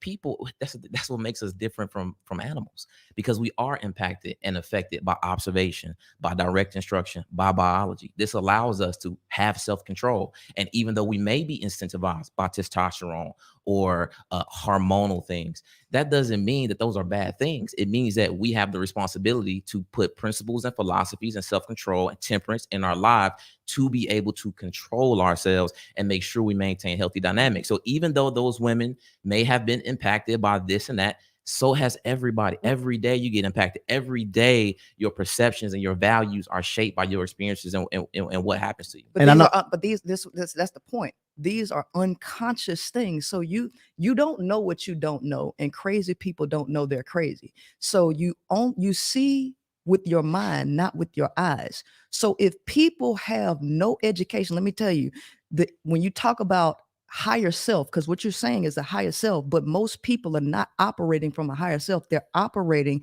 from responding to environmental stimuli on an unconscious level. So you have the brain, which is the hardware system. The mind is separate from the brain. It actually exists outside of the brain. So the brain is the hardware system that's connected to your parasympathetic and sympathetic nervous system. That system automatically communicates with the ether. the environment, and what changes in behaviors happen instantaneously from that environment. Those are all unconscious. The average person is unconscious and has no ability to create a philosophy and govern their behavior based on knowledge, wisdom, and understanding. In order, Which is why technologies like the Bible, the Quran, the Torah exist. They exist because naturally, as people, straight out the womb, we need instruction. We need a guide to live life. If you grab your iPhone and I grab my iPhone, we got the same phone. We use them differently based on if you read the manual. Based on if you experience your iPhone one way, I experience my iPhone a different way. So if I am looking as a human to operate in a certain way and to live my life more healthy, what am I to look at? What am I to take guidance from if nothing exists? No. Everything exists. And this is what I'm saying. You have to be able to govern yourself off of philosophy. You look out into nature and figure this out. Instead, what we have done is we have adopted male philosophies, because when you speak about the Quran, the Bible, these are all books written by men for men that incorporate male nature, and it's centered around male nature. Women are excluded out of these books. The focus is not on her. So do these books have no value and principles? Well, to help people live their life? Here's the thing. What I'm saying is this. You're asking women to function a certain way with a male program in her mind. Okay. So if you want women, if the key is to fix the world, because we could have a pissing match going back and forth with no resolution. Either we're trying to fix the world or we're trying to patch it up to keep people dysfunctionally happy with what they're familiar with. I'm not trying to keep things with what people are familiar with, because the philosophies that are governing this world, if you look at it on a global scale, you can see all of the dysfunction. You can see all of the child trafficking. You can see all of the sex trafficking. You can see all of the dysfunction in this world, which comes by way of the nature of the male, which all of the economic philosophies come out of. Capitalism comes out of the nature of males, which is about hoarding resources and competition and dominating the small guy. This is what this is based on. So either we're trying to fix the world or we just trying to keep things the same. I just had a revelation. Okay, cool. Let's talk to Tim. Let's talk to Tim right now. We're gonna let Pastor Tim hop up on the mic real quick. What's the revelation? I just had a whole revelation. What's that? And I gotta give you credit because you have allowed my brain to completely unlock. Niggas is broke, right? This is the premise of the whole conversation. Is niggas is broken. They're 180 triangle lopsided niggas. They ain't whole. The women are whole. The men are not whole. The men need a man to set the pecking order so that they can be controlled by a man. And once controlled by that man, they find their North Star, and then they can be the man they actually need to be. Then and only then should they come into some connection with a woman. Correct. Because they will not do it. They will destroy anything that they touch if they are not constructed the right way. Dap me up. Okay. So hold on. No. Let me cook. Let him cook. I gotta cook. Let him cook. Because I know who that man is. Who's the man? It's Yeshua.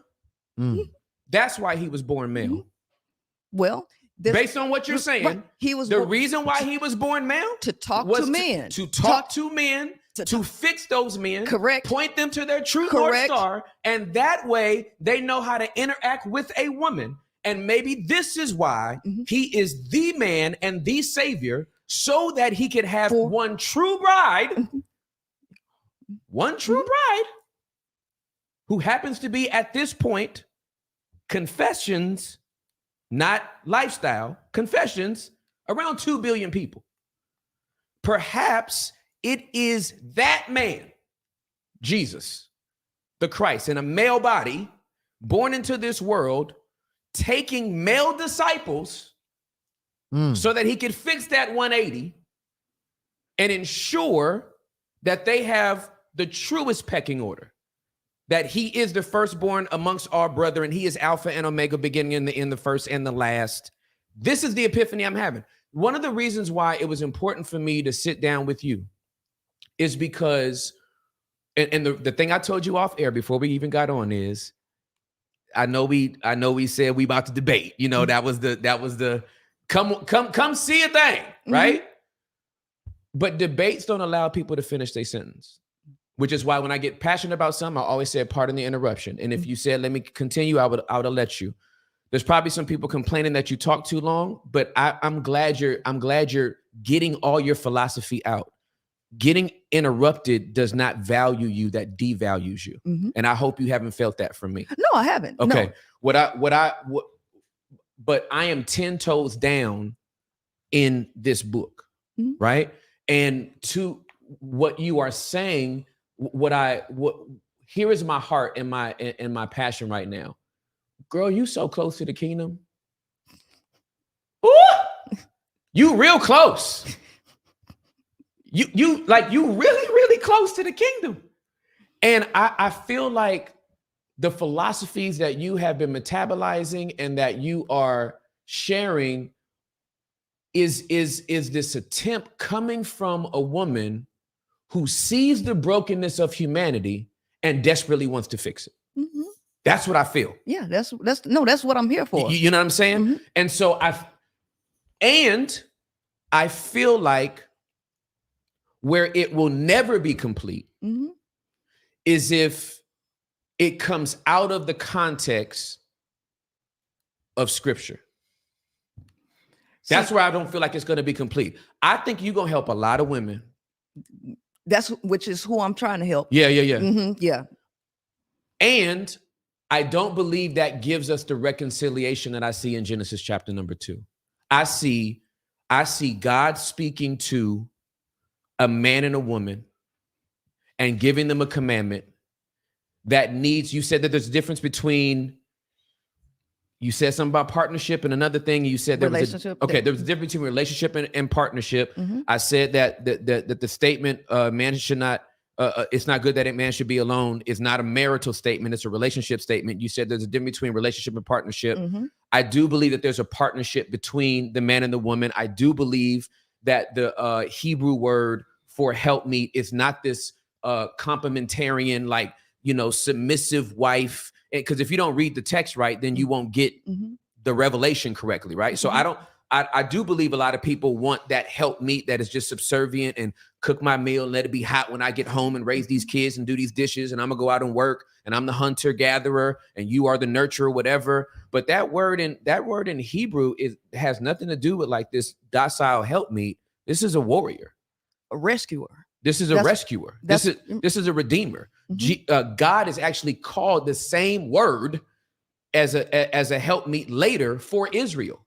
So this already demystifies at the origin of scripture what most people have built their religion on. A woman who is disempowered and devalued and looked at as property as opposed to being the completion of a man. Okay. All right. And so I agree with most of what you said here. The problem comes in because this is where I say that men are designed for relationships, that relationships are for men. Because when you are incomplete and you're not whole, what happens is you seek from somebody else the piece that you're missing. And since men base their approach to women on visual processing, they don't really see women for who they are as whole beings. They see them for what they're, one, sexually attracted to, and what they want to mold and shape her into being for what he specifically needs for his void, which ends up cutting the woman down from her true self to be somewhat of a slave for this male. And the moment that she changes or stops being who he wanted her to be or needed her to be, she becomes valueless to him. And that's inevitably going to happen when one has to be cut down, and then he begins to suck the life out of her and doesn't replenish what he's taking. So she inevitably begins to change. Okay. So this is the part with a person, with the male not being whole within himself. So this is where relationships happen. So when you look at the definition of relationship versus partnership, they're actually two distinct definitions. The definition of relationship is basically how two or more things, items, or people are connected. Mm-hmm. Partnership is just two people or two or more people enjoying the same activities together. That's a totally different definition, because in relationship, what the key word is connected. When you create a relationship, you basically attach a cord. It's like an invisible cord from one person to another.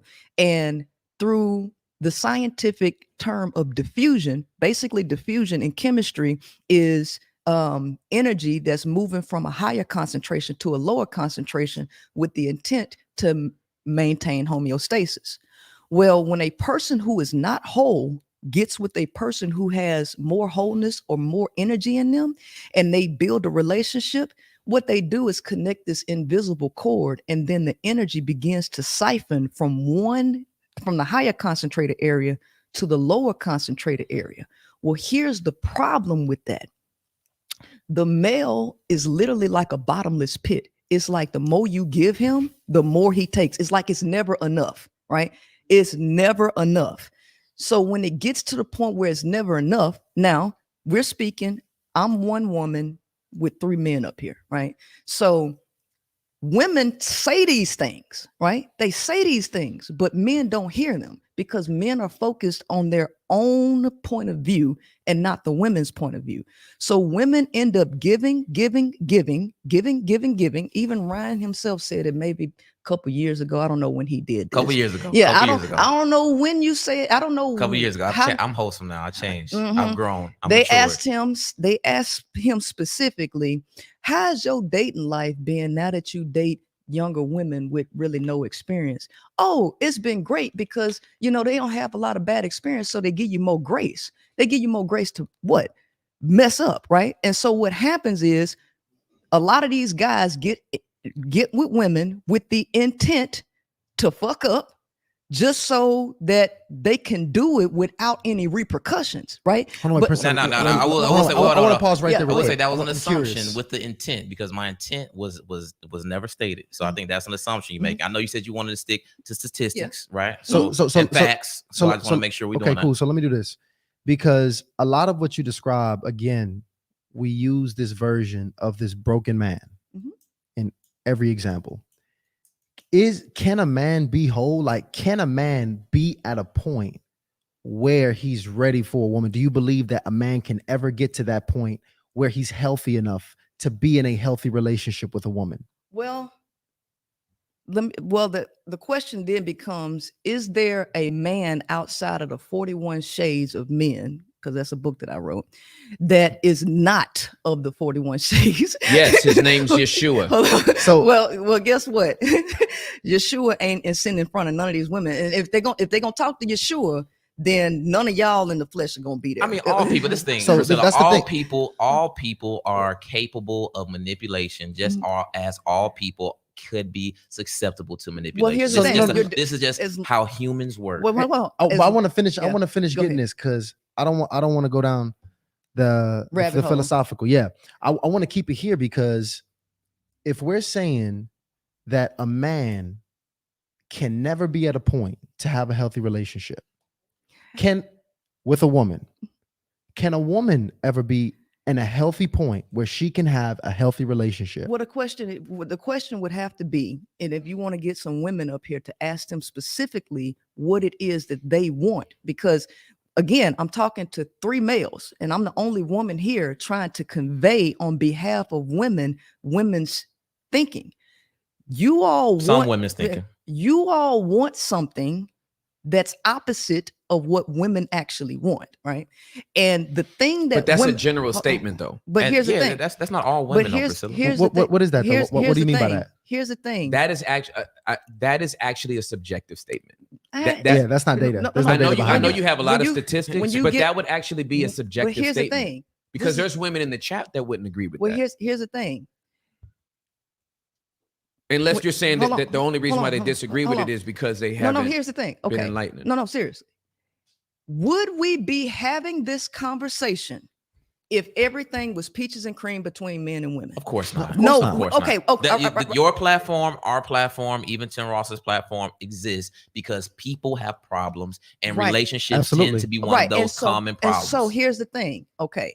Unlike the majority of these platforms, I go into root cause analysis of the why things are messed up. Okay. Because I've been watching this for the last 10 years, it's been a circle of the same thing. And then when you go back 50 years, the male's disposition has been the same and it has not changed. It has not changed. So to continue to do the same thing over and over again, expecting a different result, that's Lunacy. the definition of insanity. So clearly, what people have been talking about ain't working and is getting worse. So there must be another explanation contrary to the same talking points that's been going on for the last 10 years and the same complaints coming or the same verbiage over the last 50 years. So what I'm saying is that the majority of people talking this got it wrong.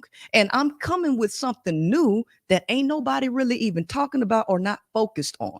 So of course, people who are not introduced to new information will automatically reject it. I'm not concerned about people rejecting something that they ain't used to, because I'm here to give a different perspective that people have not considered. Right. So women do a lot of talking, and males often say, we ain't trying to hear that.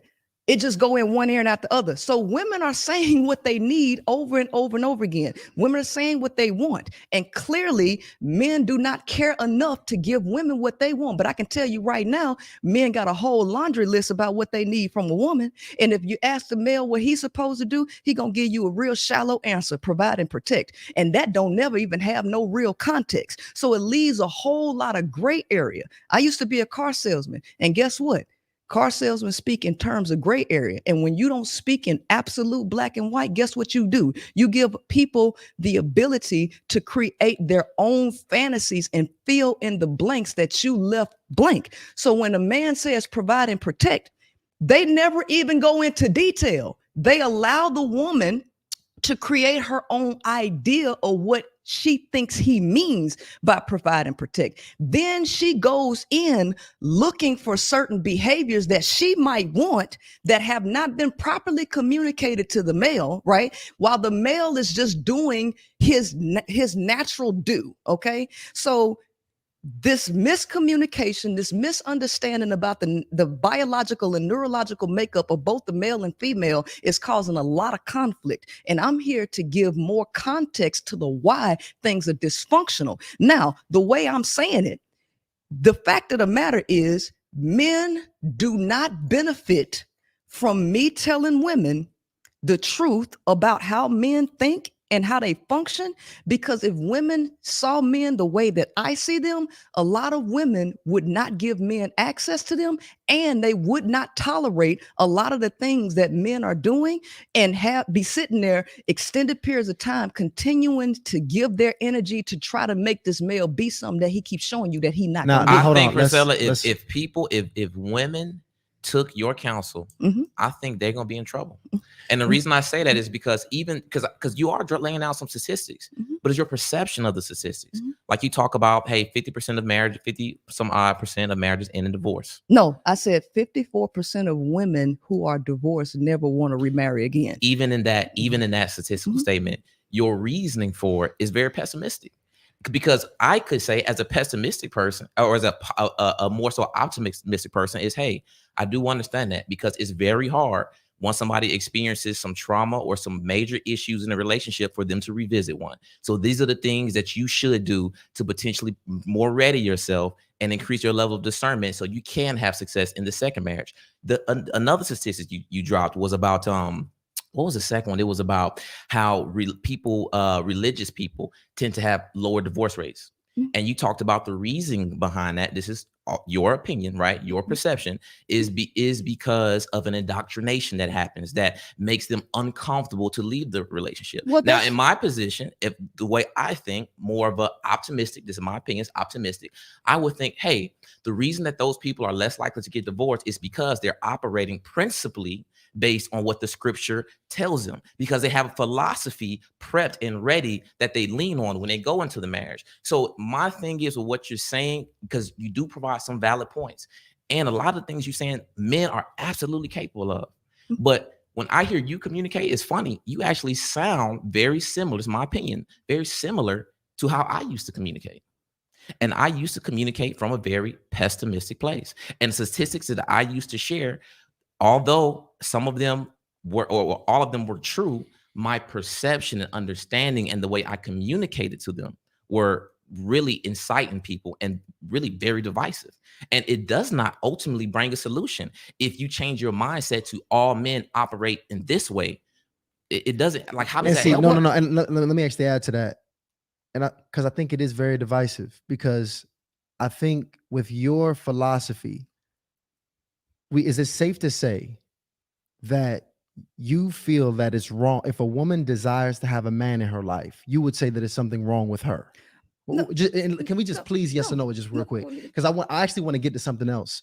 But is it safe to say that if a woman wants to have a man, be married to a man in her life, there's something wrong with that woman? No, not necessarily. But see, these yes and no answers try to take away the context and things, because here's the thing. Let me tell you something.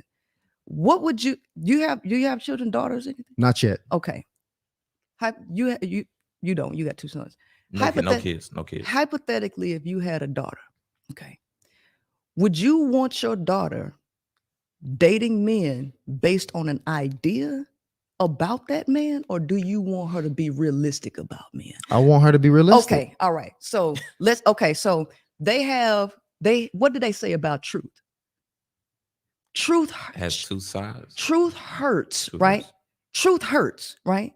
Truth ain't pleasant. So law number. But hold on, wait. Wait a minute. I want you to. We're getting so far from the question. The question was, is it wrong for a woman to want to want marriage? But this is what I'm trying to get to you. I'm really trying to get to you, because y'all talking about pessimism, right? Because if I just answer yes or no, you get to create whatever narrative in your mind that you want about my answer, and I'm just not going to leave it open like that. So what I want to say is this. Okay. First and foremost, truth is ugly, and people don't want to hear the truth. So when you say the truth, people are going to say it's pessimism.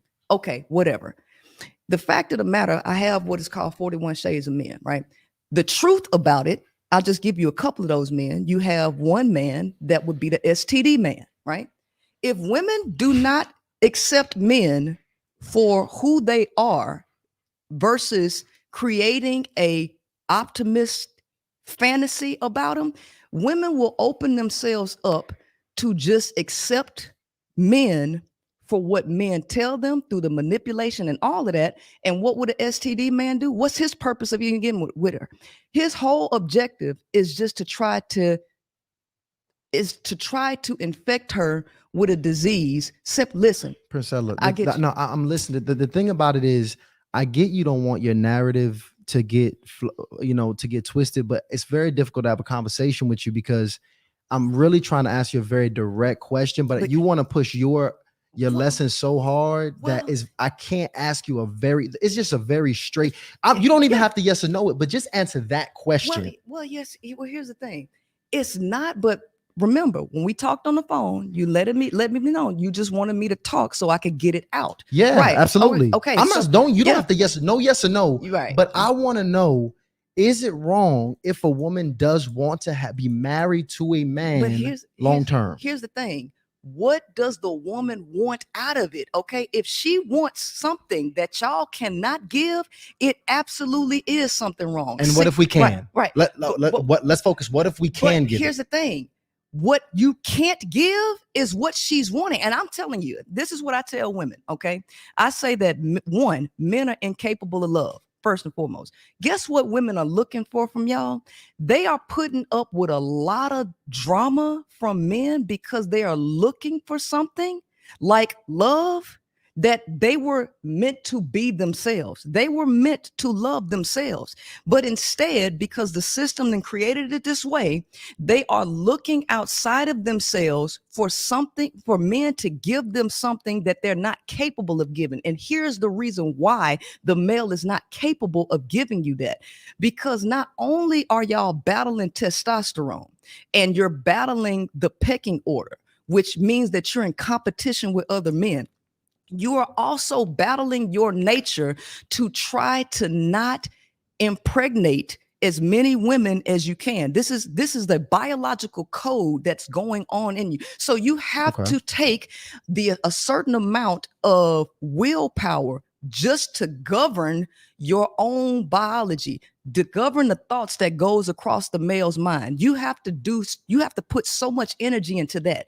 Then the woman is wanting you to be an equal partner that behaves and thinks like a woman, which is not something that y'all are going to be able to do, because not only with that, you have the system that has unrealistic expectations that males have to meet. So since males have an issue with communication, males have an issue with trying to express how they feel. A lot of them don't even know how they feel in their own body.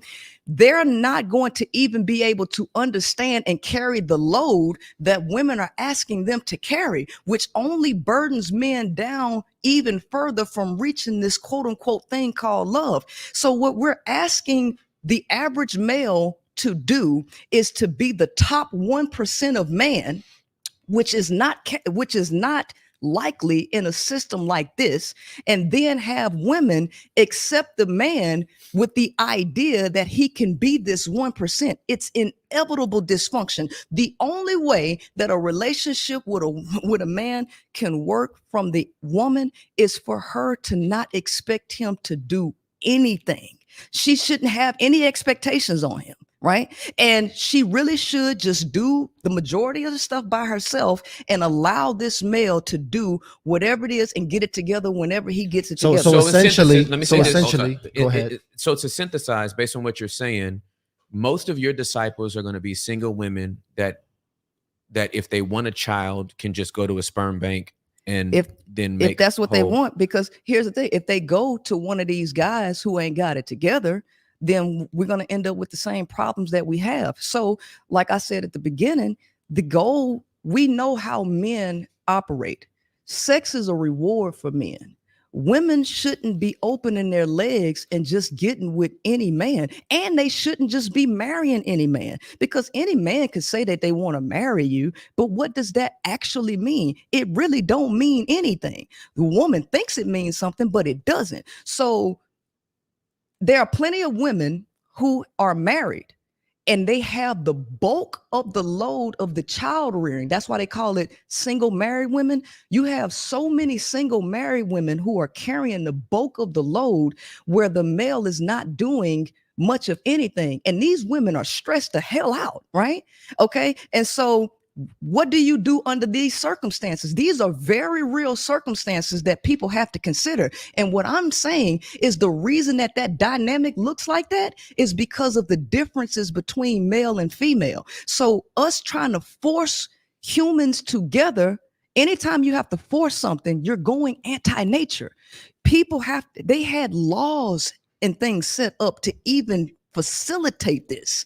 Now, the more freedom, the more these artificial creations fall. So what I'm saying is work within the confounds of nature, build systems and structures around the natural flow of life. Don't build it anti-natural, because it's anti-natural to try to keep people stuck together in a quote unquote marriage and then tell them to tolerate all of the negative emotions that are going on just to tell them to sit there for an idea. That's just anti-natural. So here's the thing.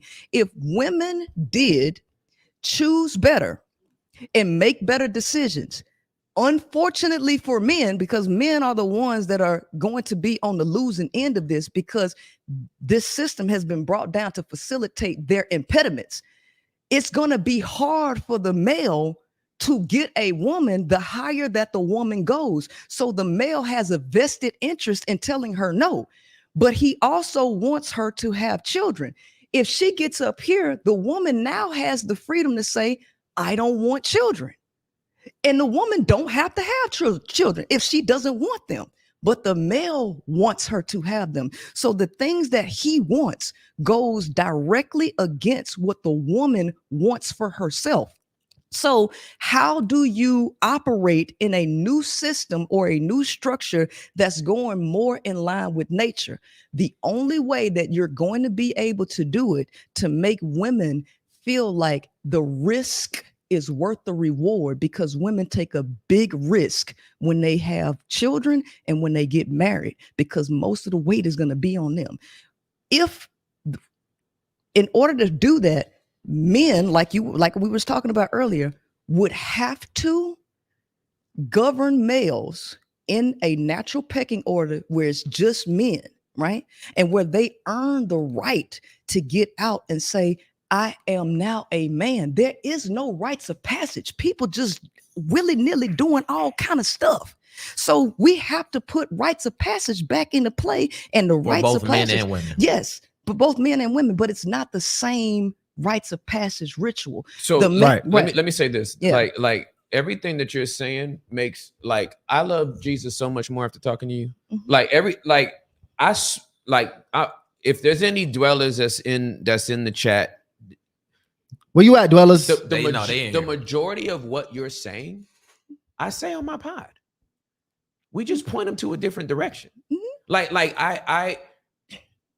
I have so many people in our comment section, so many men in my comment section that always say, you always hard on the men, but you don't say nothing about these women. Because I do know that if the man really gets a transformed mind, it fixes everything. It's the reason why Jesus is called the second man Adam, because the first man Adam effed up, right? So there has to be that fix.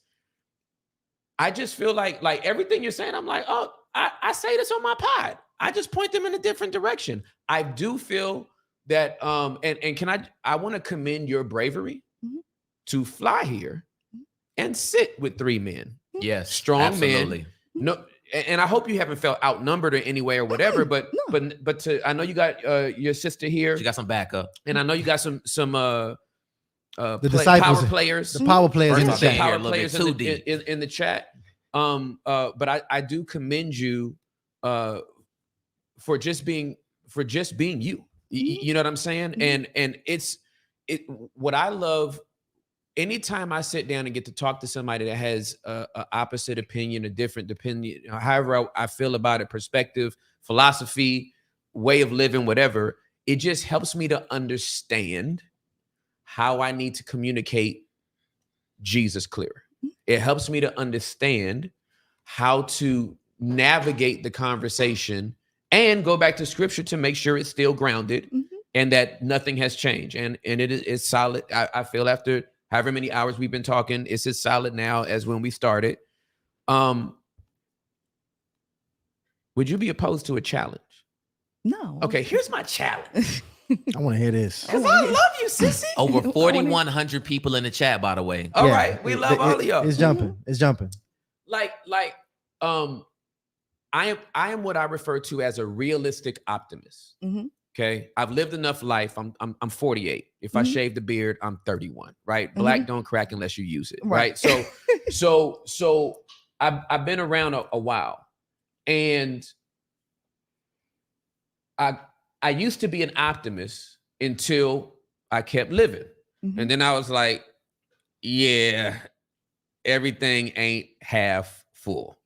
Some of this is half empty, right? And so you say 54% of women don't want to get married again. I say 46% do, right? Because it's optimist. I'm an optimistic realist, right? It's grounded in the reality that this is true, and I still have hope, right?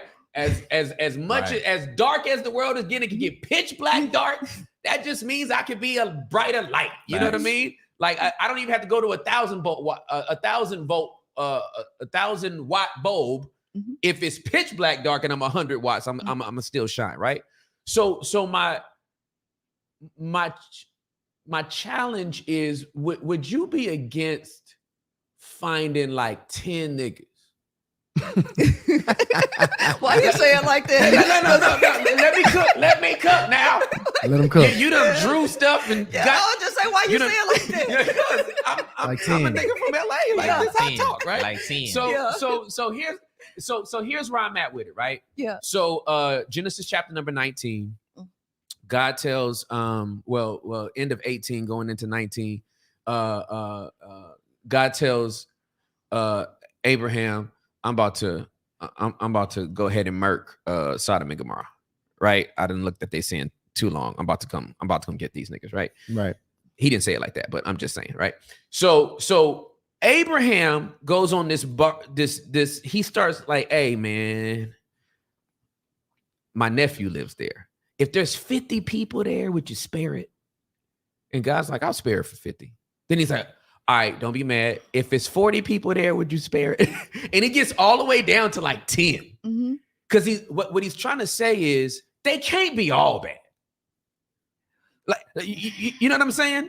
So would you be opposed to finding 10 niggas that are at this? Because you said some when you talking about the upper 1%, which means the upper 1% exists. Yeah. And would you be opposed to talking to them and to their wives just to be able to come back with you? I'm not telling you to change nothing you believe. I'm just saying go find 10 niggas that don't fit this category and their wives. And like look them dead in the eye, put them on a lie detector, see if they the under eyelid twitches, and be like, y'all niggas is really about that life. Because you do believe they exist, right? Hold on. They exist. 0.1%. Okay, okay. That's all I want to know. But go ahead. It's not even 1%. See, it's getting lower and lower by the second here. No, I'm But go ahead. I'm going off. I'm going based on the standard deviation curves that I typically use. Okay. Yeah. But hold on, wait, go Tim. ahead. Were you done with that thought That's though? the challenge. Okay. That's now, So fine. Would you be Okay. opposed to that? I will accept that challenge. Yeah. Under the condition that you rebuttal these few things from the Bible. Okay. You mentioned Sodom and Gomorrah and Lot, right? Mm-hmm. So, Genesis chapter 19, verse 7 through 8, Lot was said to be a righteous man, even though he sold his 2 daughters to the mobsters. So chapter 19, 7 through 8, he says, I beg you, my brothers, do not act so wickedly. Yep. Behold, I have 2 daughters who have not known men. Let me bring them to you and you can do whatever you want to them. Now, like I said, this book was written for men, and this is not the benefit of women, because that to me sound like what they doing in Afghanistan right now, selling their daughters to men so they can have some food or whatever the case may be. Yeah, absolutely. Right. So I don't think women benefit from that. Romans 3, 9 through 10. What then? Are we better? No, in no wise. For we have before changed both Jews and Greeks with being all under sin. 10, according as it is written, there is not a righteous man, not even one. So in Romans, he says there's no righteous men. In Job 14:1, he says, man who is born of woman is short-lived and full of turmoil. 2 Timothy 3, 1 through 5, for men shall be lovers of themselves, covetous, boasters, proud, blasphemous, disobedient to parents, unthankful, unholy, without natural affection, truce breakers, false accusers, fierce, despisers of those who are good, traitors, high-minded, lovers of pleasure more than lovers of God. So this is what the Bible specifically says about men. Some men. Well, I think that could be insinuated on that, and then also real quick. We also want to talk about what righteous actually means. Righteous means free of sin or guilt, which it makes sense that there's no righteous men, because who is free of sin or guilt? Okay, I just want to make sure. Do you have any more? Hold on. I just want to make sure. Yeah, I want to make sure you get all this. I just want to make sure that we understand that this book is written for men, right? Genesis 8:21. I will never again curse the ground on account of man, for the intent of man's heart is evil from youth. Now, this has a lot to do with the chemical testosterone.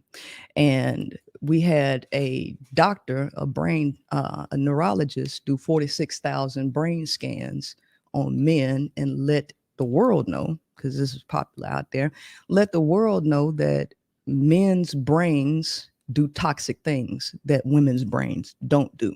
So the scriptures corroborate the science that has been out here about men. So if this is the nature of men and the heart of men, this does not benefit women at all. And it only puts women in harm's way when they are in connection with these, with men. But Priscilla, the Bible speaks about temperance and self-control. So yes, that is the hearts of men. Yes, we are like that, which is why you have to implement self-control and temperance. Which is a learned skill.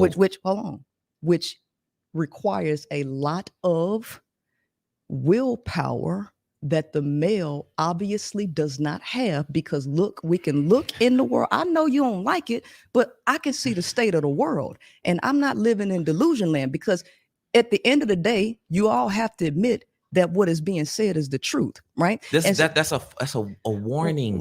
It's to be aware that this can happen. Okay, but it is happening. I want to hear Tim. Yes, because I do want to.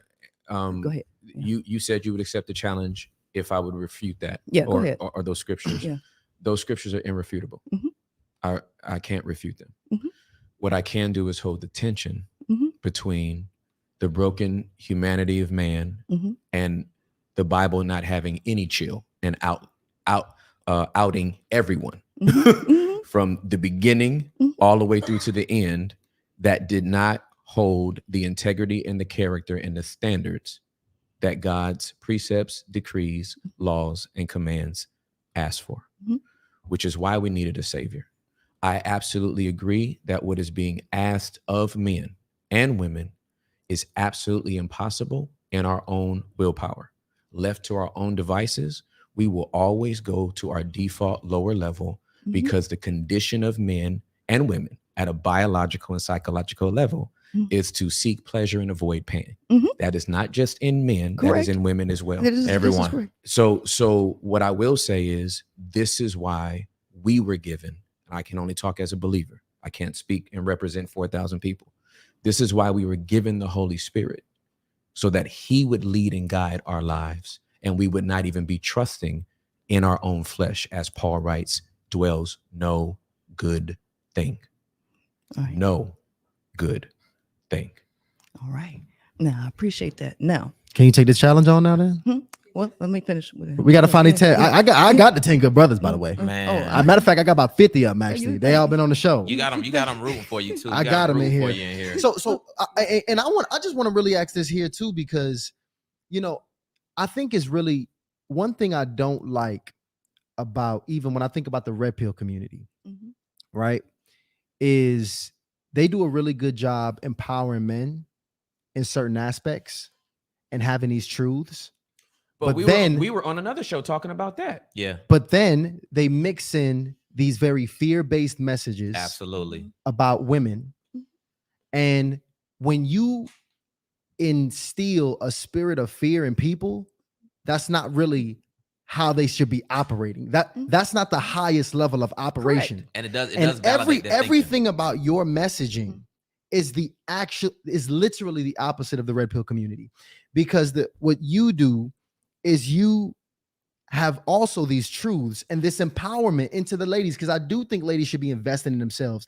I do think women should find happiness within. I do think a lot of what you're saying is true, but when we use this fear-based messaging around the men, around how men are the ones who are causing you this pain, and there's no man out there that's going to be able to meet your needs ever, and unless it's probably 0.0001% of men now at this point that's going to be able to meet these needs.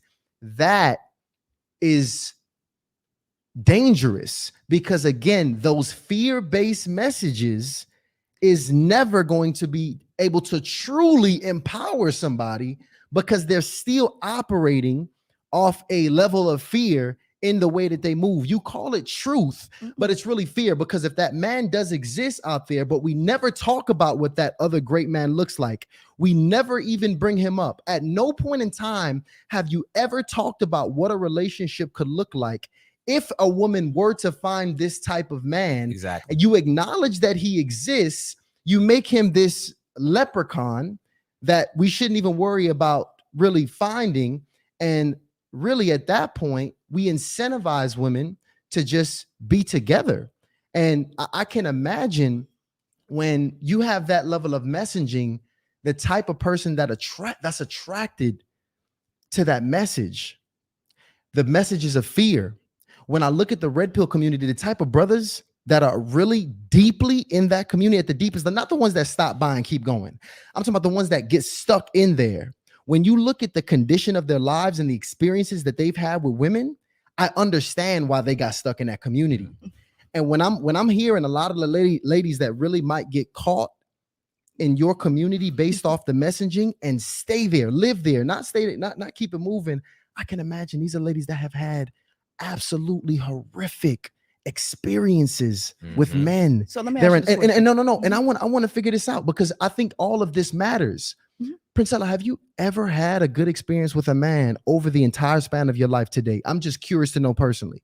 I know facts and figures. Have you ever had that exist personally? No, I'm 37 years old, and no. Do you want me to give you a rundown? I mean, yes, because, okay. Yes, please. Yeah, just generally about your experiences with men. Yeah, because I don't like to talk about my personal experience. You know why? Because I don't like for it to be subjective. I like to stay on objective. Your experience is facts. No. But typically, when people talk about the conversation that I'm having, they like to paint it as if it's because of your experience. Let me tell you. Wait. Now, life experience does impact how you perceive things. But see, that's what I'm saying. People want to say that it's tainted. But let me tell you something about experience. Every single thing in this world has been perfected based on experience. The best winners have taken the most L's.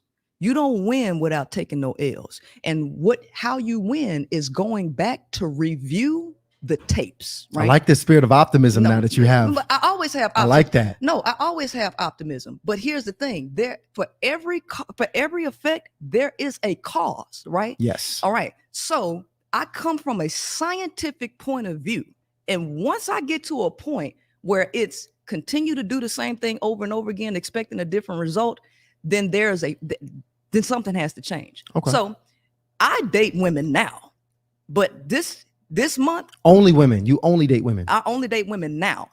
This month made 1 full year that I've dated women. Okay.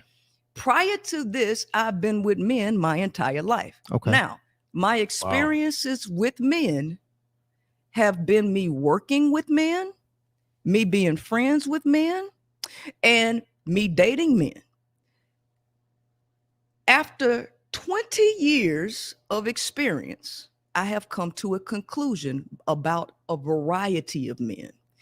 Because I've been a tomboy my whole life, I have access to men in a way that the average woman who's girly girl and whose friends are mostly female, I have more knowledge than she does, right? So let's just start with first, my mentor being a male when I was 16 years old. My mentor was a political activist, right? So he introduced me to the conscious community, right? So he put me on to the 5 Percenters, Nation of Islam, Malachi York. I read a lot of this stuff, and I read Message to the Black Man or whatever. All right. For him, it was dealing with me to help me in the music industry. At least that's what I thought. But the entire objective for him was basically to use me as a tool to help, or whatever political campaigns that he wanted to run for the area that we was in. Right. So we always butt heads. Now he taught me some key things that I took with me to right now. All right. And I learned through the experience with him what narcissistic personality disorder really, really looked like. All right. And so to make a long story short, we had a album that we put it because I rap or whatever. And I produced the album, and he got upset with me for something very menial, right? I had a seatbelt ticket. I mean, I didn't know anything coming out, from where I was. So I got a seatbelt ticket, and it turned into a bench warrant. And he got upset because I let the ticket turn into a bench warrant. So basically he was like, "You too immature. I don't want nothing to do with the company or whatever." We ain't made no money up until this point. But anytime we did a company, he always wanted to be the CFO. He wanted to be in control of the money, right? So what happened with this, he basically said, "I don't want nothing to do with the company. You can have it." And I'm gone. Well, somehow Manny Fresh from Cash Money got a chance to hear the album and gave some feedback on the album. It gets back to him that, Manny Fresh was like, "Oh, y'all got solid platinum, hits or whatever." So he come back to me and is like, "Yeah, Manny Fresh, I got Manny Fresh on deck. Now what the fuck you want to do? If you want to get me out the company, you're gonna have to pay me millions." And I'm like, "What? We ain't made no money." Now I'm 19, 20 years old at this time. Now keep in mind, I just came out of Christianity, okay? Because I denounced Christianity on my own because I was raised Baptist or whatever. So anyway, this happens. Did y'all have an intimate relationship? No, he was really just a mentor to me. Okay. So it wasn't nothing sexual there at all. But anyway, so this happens, and I'm just like, well, forget it. Then I threw all of those CDs away because I'm the type of person, I'm just gonna disconnect. I'm not even finna go through all of that. So anyway, we separated like that. But the whole thing was to try to control me, my mind, for whatever he wanted. And it was like, okay, so you ain't nothing but a little meal piece, a little chess piece that I'm moving around. And was he your first bad experience with a man? I won't even say bad experience. This is the first experience of me having a direct insight on the male. So when you say this is the first experience with direct insight on the male, I'm assuming that means you didn't have a father figure to give you some of that insight prior to being 16. My father was there. Yeah, he had just got out of the military, so he was there. He already knew.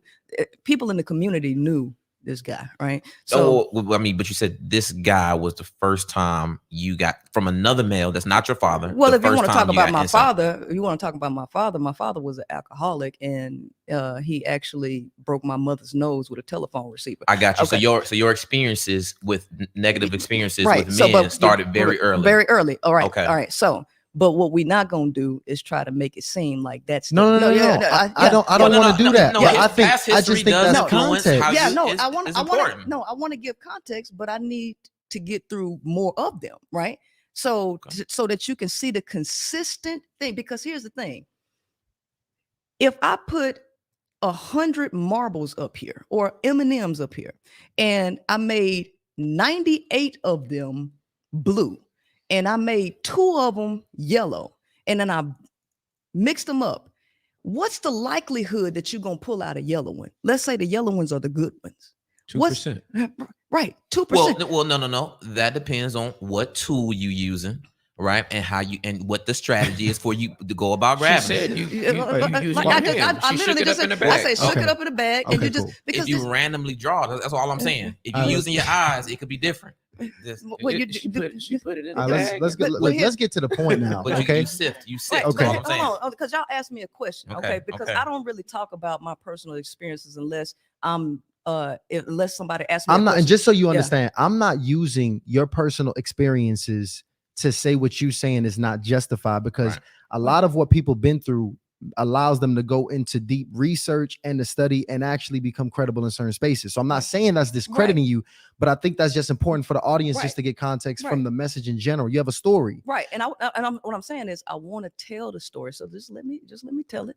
All right, so that's 1 and 2, right? Okay. So let's during the CD period. What about the intimate relationships? Oh my though? God! Can are you gonna let me talk? No, seriously. I promise you, you've had about yeah. 75% of the talk time. Priscilla, we letting you talk. I know, I promise you, we letting you I talk. know, but y'all asking me questions that y'all ain't letting me answer. So he specifically. I just want you to give us like the Cliff Note version on not the. But I'm not trying to shorten you because y'all looking for a specific answer. When I give you the answer, then it's like, okay, so y'all not asking specific questions. But here's the thing, I'm getting specific with you because I could tell you about the time a guy pulled a gun on me. All right. I mean, I can tell you about the time that a guy nearly flipped me over being drunk. Okay. I can tell you about the guy who took $40,000 from me, right? Running a Nation of Islam hustle on me. I mean, if you want me to get there, let me talk and I'll get you there. There you go. Right? No, no, go ahead. But just let me talk. All right. Because there is a reason why women experience what they experience with men. And it's the false belief about who men are that have women selecting men. You got women selecting men based on his job. You have women selecting men based on his religious beliefs. These are all faulty selective models. They're all faulty, right? I would agree if only using those specific criteria, one or using just only those two, yeah, it's faulty. But you should consider a lot more when you decide to be with which somebody. is the reason why I have what I called the 41 Shades of Men. All right. I learned those 41 shades by being around men, right? I worked in male dominated industries. I spent 8 years in the military, mostly around men, because I was a tomboy. And let me tell you something, men let me in to their mind. Okay. So the men that I worked with, oh man, they were all married. I'm one of the only women that they talk to like I'm one of them. So I'm in a circle where it's like 8 men and I'm the only woman in there. My manager is basically talking to all of us. Yeah, man, when my wife leave the house, I'm fucking her niece. Right. And that pussy good. This is how men talk to me. So no, it's low level, man. It sounds like very low level. I wouldn't let a man talk to me around that. Let me put it like this. The book, How to Win Friends and Influence People, Dale Carnegie. Dale Carnegie says in chapter 1 on page 4, chapter 1, that most men believe that they're good, right? Let even the hardest criminal tell it that none of them are bad men. So when men try to speak and say, oh, that's just that male, they basically try to isolate women and make it seem like you only know bad men. It's like no male knows another bad male. But guess what? Men, ancient philosophers, top level men, they all say the same thing about men. So for Dale Carnegie and Sigmund Freud to have in a book that is dedicated to men to say that this is the psychology of males, that no male knows a bad man, that they never consider themselves as bad men. Women do not need to be listening to men talking about good men or anything. Seneca also said, stop wasting time talking about what a good man should be and just be one, right? So the fact of the matter is, women speaking about their experiences with men is pointless and baseless because the man is always going to go into ego mode to protect his own ego, which this is the reason why I don't even have these discussions. But I will let you know that the experiences that I have had with men have gone from damn near dangerous and life-threatening because, yes, I've had men to put their hands on me, right? I have had men pull guns on me. I have had men tell me the wicked stuff that they're doing that I work with, right? And these are of all different types of races. I had one guy let me know, hey, Princella, man, I just got finished fucking the receptionist, and they had to go clean the sperm out the car, brand new car. This is what men, this is what males are doing. Married, I have studied the down low male, and these men are married. There was this one guy by the name of Emmanuel. When he created this online journal, he ran this online journal for 10 years. And basically, he started it as a man on the down low. And he wrote entries for years about all the men who were married that he was screwing up and down the East Coast. They were politicians, they were military men, they were sports all these Princella, listen.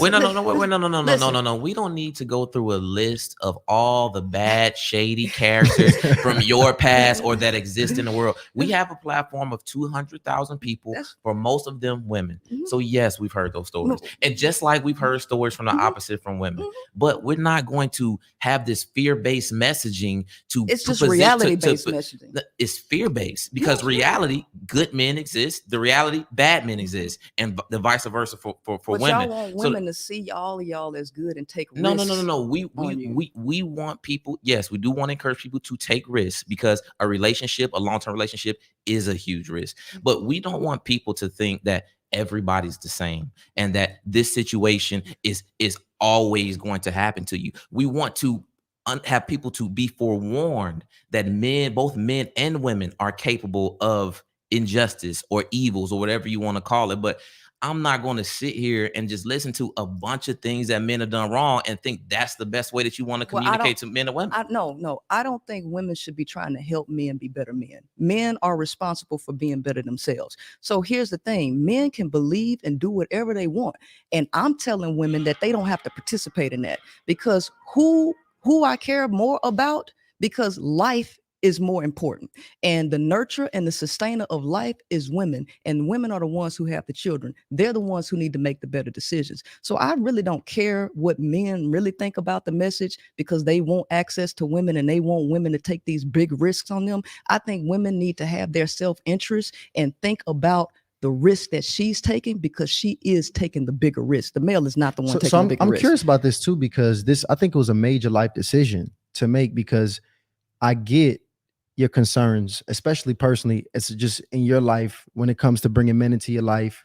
So you pulled out altogether. Now, making the major decision to date women, have you found that to be a much more successful model as far as to be able to have peace and like free of issues and so on and so forth going in that direction? Before you answer that. Yeah.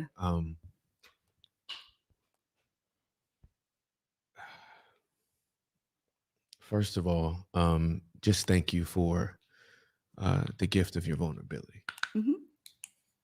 Because you could have kept it at the statistics and you didn't have to bring your own personal situations into it and the experiences you had. But as I sit across from you, I'm very heartbroken.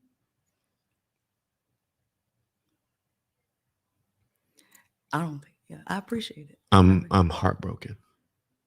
From your father to your mentor to whoever put the gun on you. I just kind of need a minute because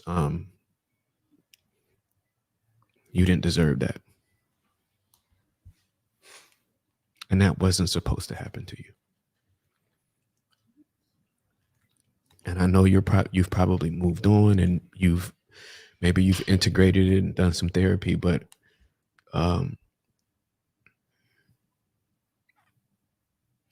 as a 180-degree man sitting across from you, it makes me very angry. And it breaks my heart that you had to experience that. And I am pissed.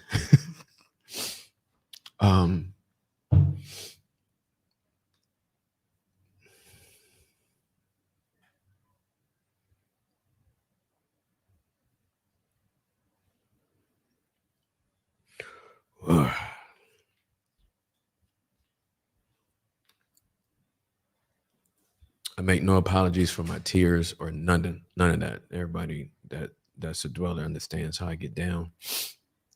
I'm an empath and I'm a feeler. And whether your life experiences inform your message or not, and for what it's worth, and it's probably not worth anything.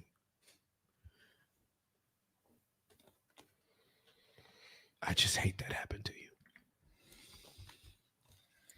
Well, I appreciate it. You know, it is what it is. It definitely taught me a lot of stuff, you know, and I believe in purpose. I believe in purpose, and I don't believe anything is by accident. And those experiences, by trying over and over and over again, it doesn't even matter the caliber of man. It doesn't matter the age, don't matter the race. It doesn't matter the tax bracket, because I done been there. I done dated them from my age to 2 toes in the grave. And it's the same exact behavioral pattern. So at this point, it's, am I going to keep taking the blame for these men? Because at this point, it ain't me. The only thing that must be wrong is what I believe about men. Because clearly my belief system is wrong. Because, yeah, those things happen, but I've also been raped. I didn't have to have abortions from rape. From the man telling me, the one that pulled the gun, let me know, hey, if I wanted it, I could just take it. Because I tell him no, because he wants to have sex with me. I say no. So he pulls the gun, put it on my table, and let me know I can do this if I want to, right? To the male who rapes me and tells me, ain't nobody gonna believe you, right? That me and you dating, ain't nobody gonna believe I raped you, right?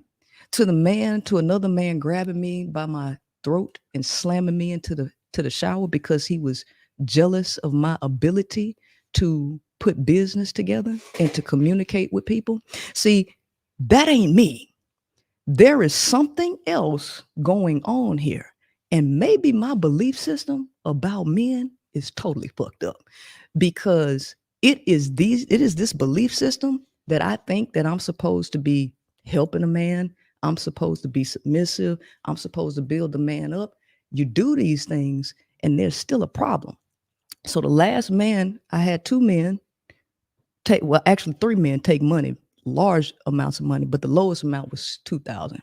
So they all set me up for a lot of money, right?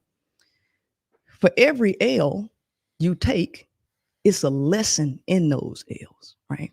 So I go back and I figured out what kind of game they ran on me to be able to get over like that, right? So after losing money on 3 different occasions, can't no male get no money from me, right?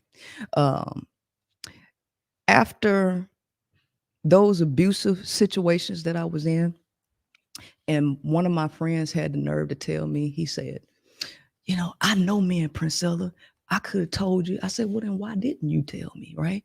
So men know how men think. Men know, right? So at the end of the day, out of all of these experiences I've had working on philosophy, because I have a background in cell and molecular biology. I went to school for that. But I did not incorporate that. I focused on philosophy, which was pro-Black philosophy, right? Supporting the man, you know, trying to help a brother out because white supremacy is, you know, stepping on his neck. This is right. So people who followed me before, you know, I had a following back in 2015 when Umar, Brother Polite, and all of them was out. I was out too, and I was supporting the man, right? During that time when I was doing that's when I got raped in 2016 and had to have an abortion, right? During the time of supporting the man, right? So there's clearly something wrong in my belief system, because no matter what, men are still behaving this way.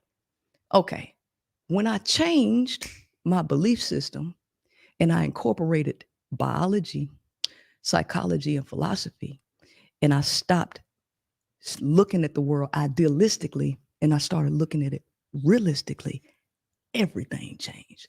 I mean, everything changed. And my life got 1,000 times better. I don't have any of the stressors or any of those things. And so that I had once before. So would you say that the paradigm shift not only changed you, it protected you? Yeah. But it wasn't even about, at this point, it wasn't even about protection. It's about being accurate and being correct and not continuing to experience the same thing, because something is wrong. So I got to change something. So now that I changed something, all of the things that I saw, I don't see anymore in terms of me. Because here's the thing. Prior to that, I held the belief that you help men, right? And that you need a partner, right? So I always took the position of trying to help a man with his vision and his goal. So I always took the back seat. But taking the back seat, I was still doing most of the work. And as they saw me doing most of the work and putting things together for them, what they say they wanted to do, they end up getting jealous of me. So jealous to the point that they get violent, right? After I stopped believing that, because it was 3 instances where I tried to help a man out. The last one that all of this happened with was a 7-figure dude. Not only was he 7 figures, he was old as hell. And no, seriously, I'm just being honest, right? He's 7 figures and he old as hell. And to experience the same level of competition from him and jealousy, at that point, this is a wrap, because it don't matter how much money the guy has. It don't matter how old he is. It doesn't matter his career. It don't matter his belief system. None of this. I followed all that stuff and the behavior was the same. So now when I changed that disposition, I started feeding into myself. I wrote a book. I wrote 2 books that are doing well. I got my podcast. I got laid off from my job this year. The creator sent me through a lot of training over the years. I learned. The creator? Yes. Higher power. Okay. Sent me through a lot of things. I mastered sales because I was top salesman in everything I ever done. I spent 8 years in the military and I got commissioned as an officer. So I learned leadership, right? Thank you for your service. Thank you. No problem. I've lived on the streets. I've been through a lot of hard things where I have the willpower to create and do whatever it is that I want to do. I got laid off from my job this year, January 3rd, and I didn't plan on leaving until May. I was only making $1,000 a week driving trucks. I left that job, finished my book. I have made over $350,000 this year from the time that I got laid off up until now. Never could I have done that with any of those males impeding. The last guy that I dated, he was 7 figures. He tried to sabotage my progression. He tried to sabotage it. Didn't want me to maneuver. So he wanted to control how much money I made, because I worked for him at the time. He wanted to control how much money I made, and he wanted to sabotage my paycheck just so he could have control over me, have me helping him with his business without paying me and all kind of stuff. This was the type of BS that he was trying to pull. So I left him, went to another company. After I worked there for about 6 months or whatever, they was like, okay, well, we don't have enough work. Trucking industry is down right now. So from then on, I'm like, I'm not going back to nobody's job and I'm not helping nobody build shit. I'm going to do it myself, right? Because that's what the creator want me to do. I can do this myself. And I have went so much further in life than I have ever been working with any male, right? And so when men say, oh, we don't want a woman that's educated, we don't care about your education, we don't care about your money, you ain't got to care, because I care. And I don't center my life around men. And if women stopped caring what men had to say about their appearance, their finances, their education, and they focused on themselves to build themselves up to a level and stop waiting on somebody to take control of your life, not only would women go so much further, they would find the divine purpose that was meant for them to add value back into the planet. If the male get it together, he get it together. If he don't get it together, oh well, that's not the woman's responsibility. That's his responsibility. So let me give you what it looks like on, and I appreciate you sharing all that. Mm-hmm. Let me give you what it looks like in what has to be a parallel universe for you. Mm-hmm. I'm clearly the 0.1%. Have to be, okay?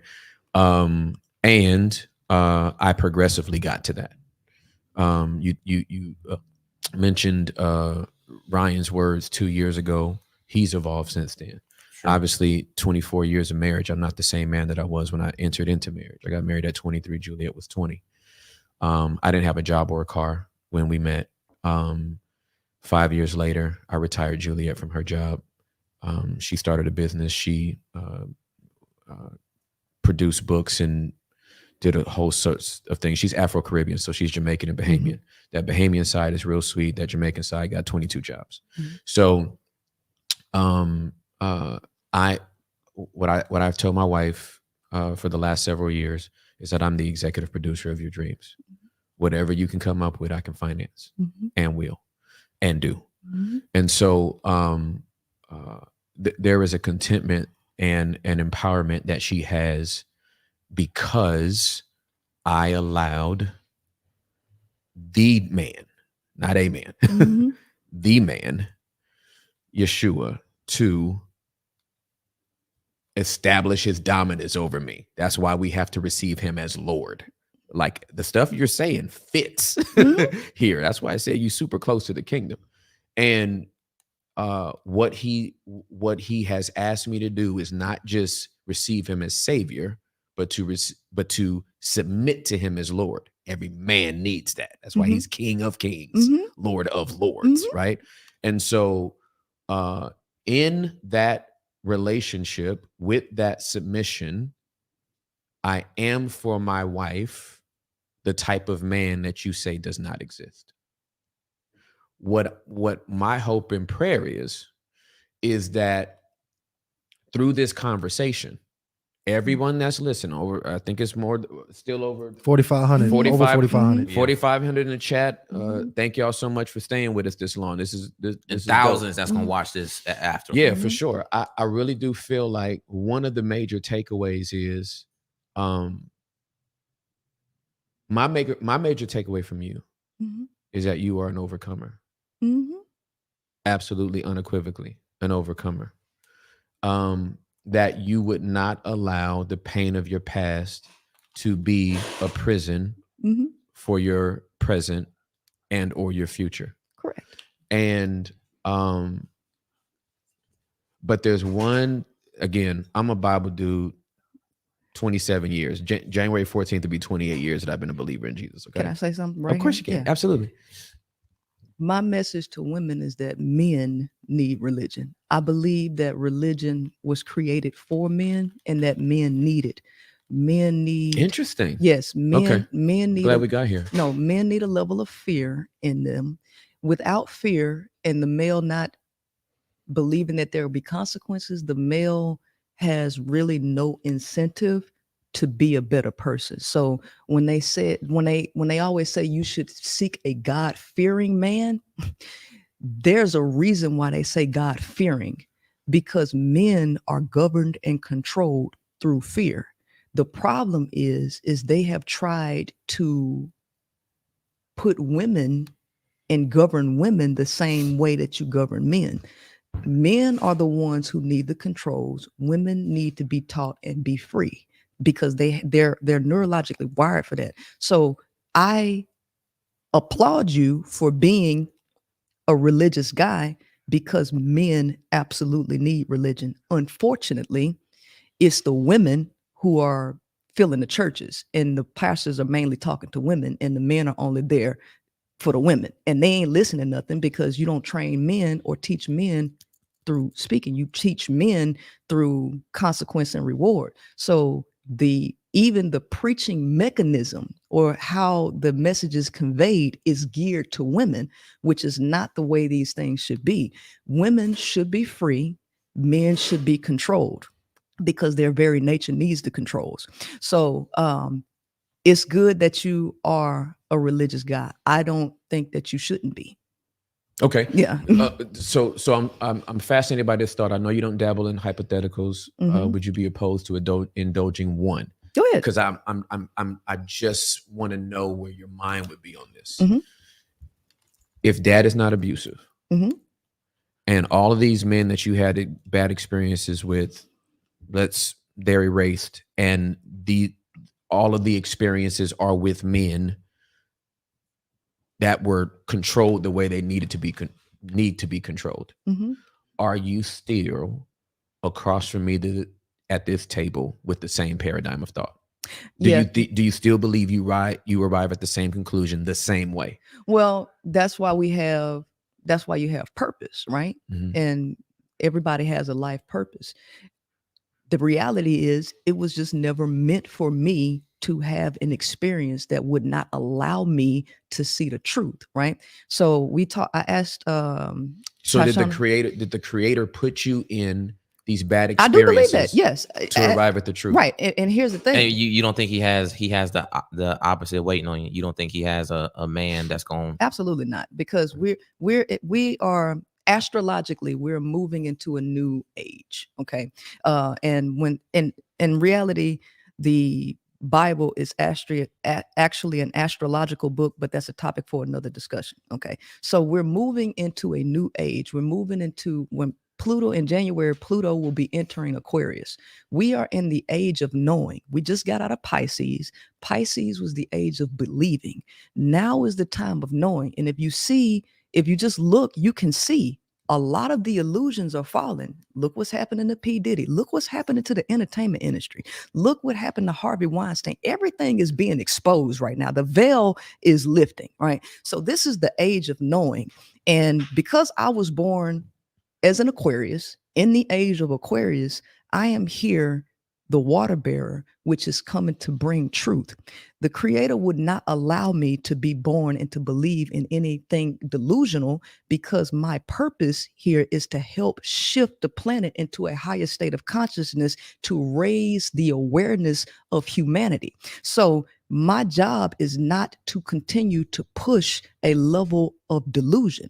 So no, I do not believe that I should have experienced something that was outside of the norm, because the reality is the everyday is the norm. But because humans don't like pain, you spoke about that earlier, it's easy for them to create delusions. So law number 32 in the 48 laws of power, it specifically says play to people's fantasies. Truth is often avoided because it is ugly and unpleasant.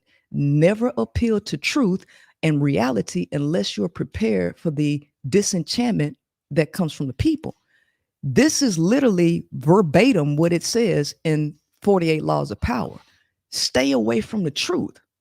The truth really is all around us. We can see it, but because people do not like the pain that comes with the truth, they opt to believe in things that are not true so that they can distance themselves away from it. But not only is the truth painful, ugly, and unpleasant, truth will set you free. No, I want to add this right here too, because I think this is very important. About to close the poll out the way. Hold on, let me close this poll out. Is Princella speaking for most women? That's the poll.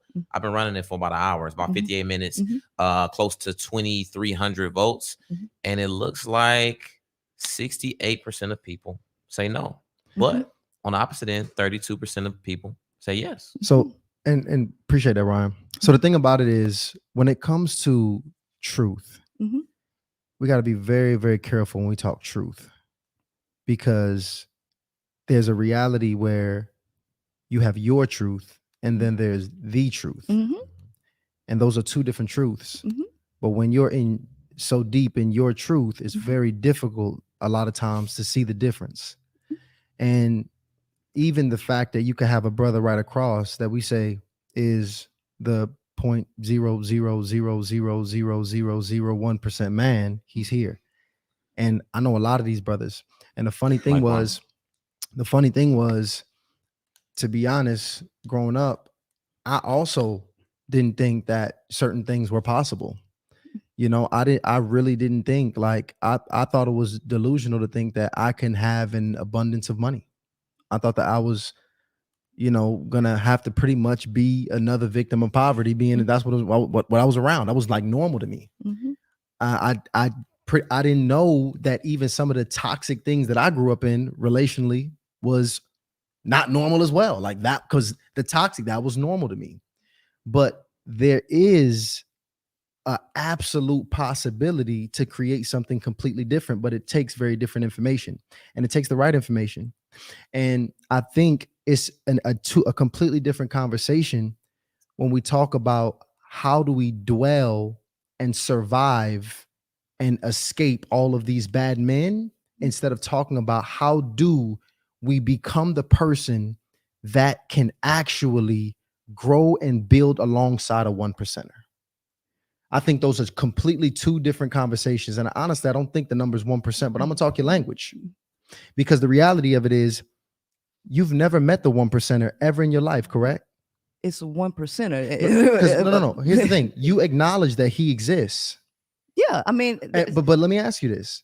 You've never met one of these brothers ever. because there are exceptions to the rule, and it would make sense. Listen, it would make sense that you don't meet the exception to the rule when the majority of people are not. The majority of people are down at the bottom because we all live in a hierarchy. So that makes sense. So, but here's the thing. The majority of men are all works in progress, right? So like, for example, Tim literally described him being 22, 23 years old when he got married. Correct.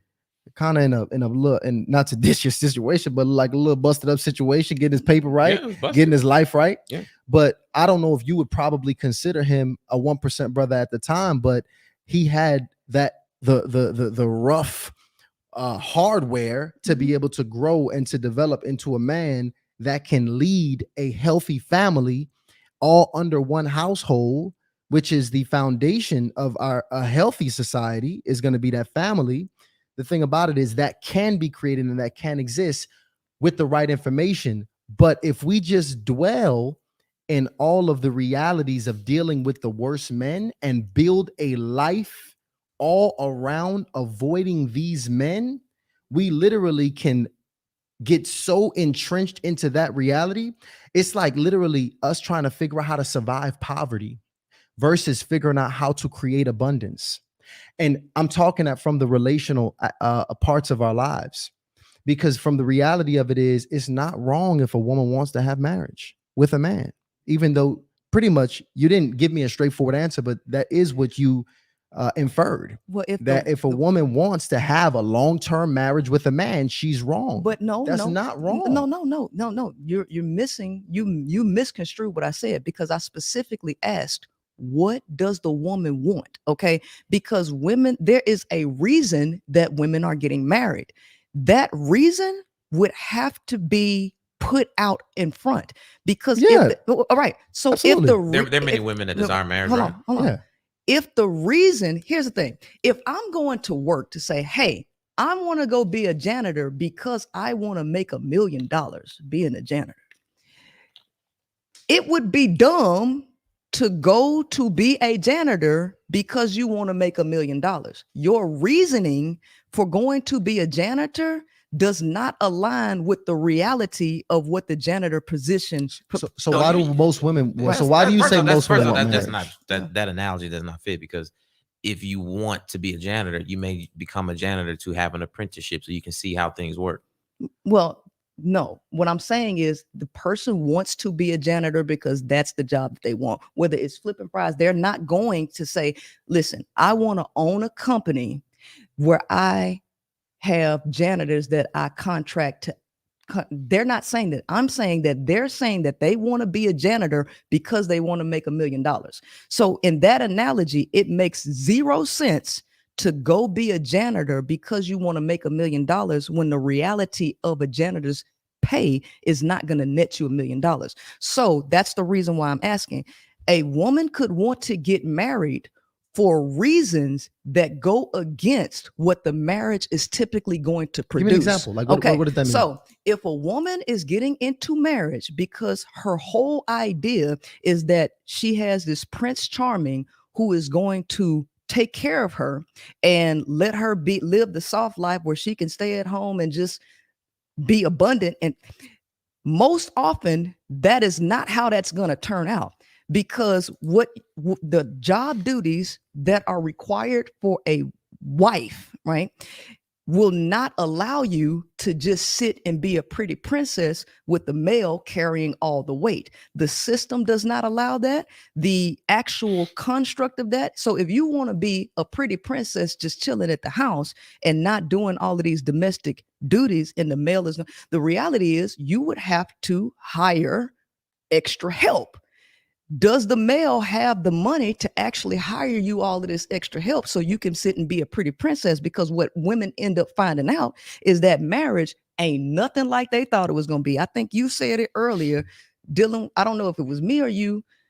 No, I was having a conversation with somebody else, but this guy specifically also said, oh, women have this Disney fairy tale fantasy of how things supposed to be in a marriage.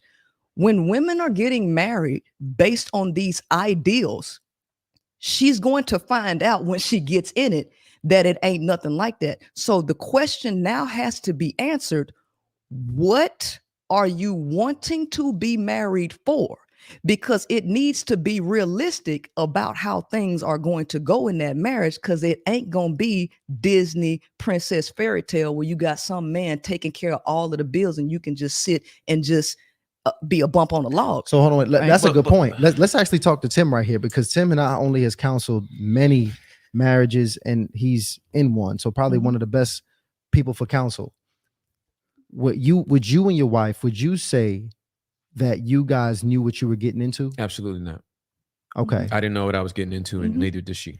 So absolutely not. So when that happens, nobody gets married knowing exactly what they're getting into. I don't care if you had 100 premarital counseling sessions prior to getting married. Once you get married, there is a light that shines in marriage that does not shine in cohabitation. It does not shine in dating. It does not shine in any other scenario or configuration. I don't care what the scenario or configuration is. Once you get married, there is a revelation that you get that you are not prepared for, no matter how prepared you think you are going in. So how did y'all stay then? So like, because y'all came into this thing, y'all didn't know much about. Yep. How did you guys figure out how to keep this thing together and come to this point where you guys are here today? Well, we figured that out on our wedding day. We exchanged vows. And we made a commitment to be with each other in sickness and in health, for richer or for poor, for better or for worse, until death do us part. I meant it, she meant it. So then whatever else comes, we got to deal with that. Right? Because we made a commitment to the vow. So it's not just that we were in love with each other. We weren't just in love with each other. We were in love with each other, but we also gave our word, and we meant the word that we gave. And that's why we're here 24 years later. That's why my parents are here 49 years later. That's why our mentors that we just celebrated in Delaware have just celebrated some 40-something years of marriage, and why others that we know have celebrated 62 years of marriage. So you got to be committed to your word.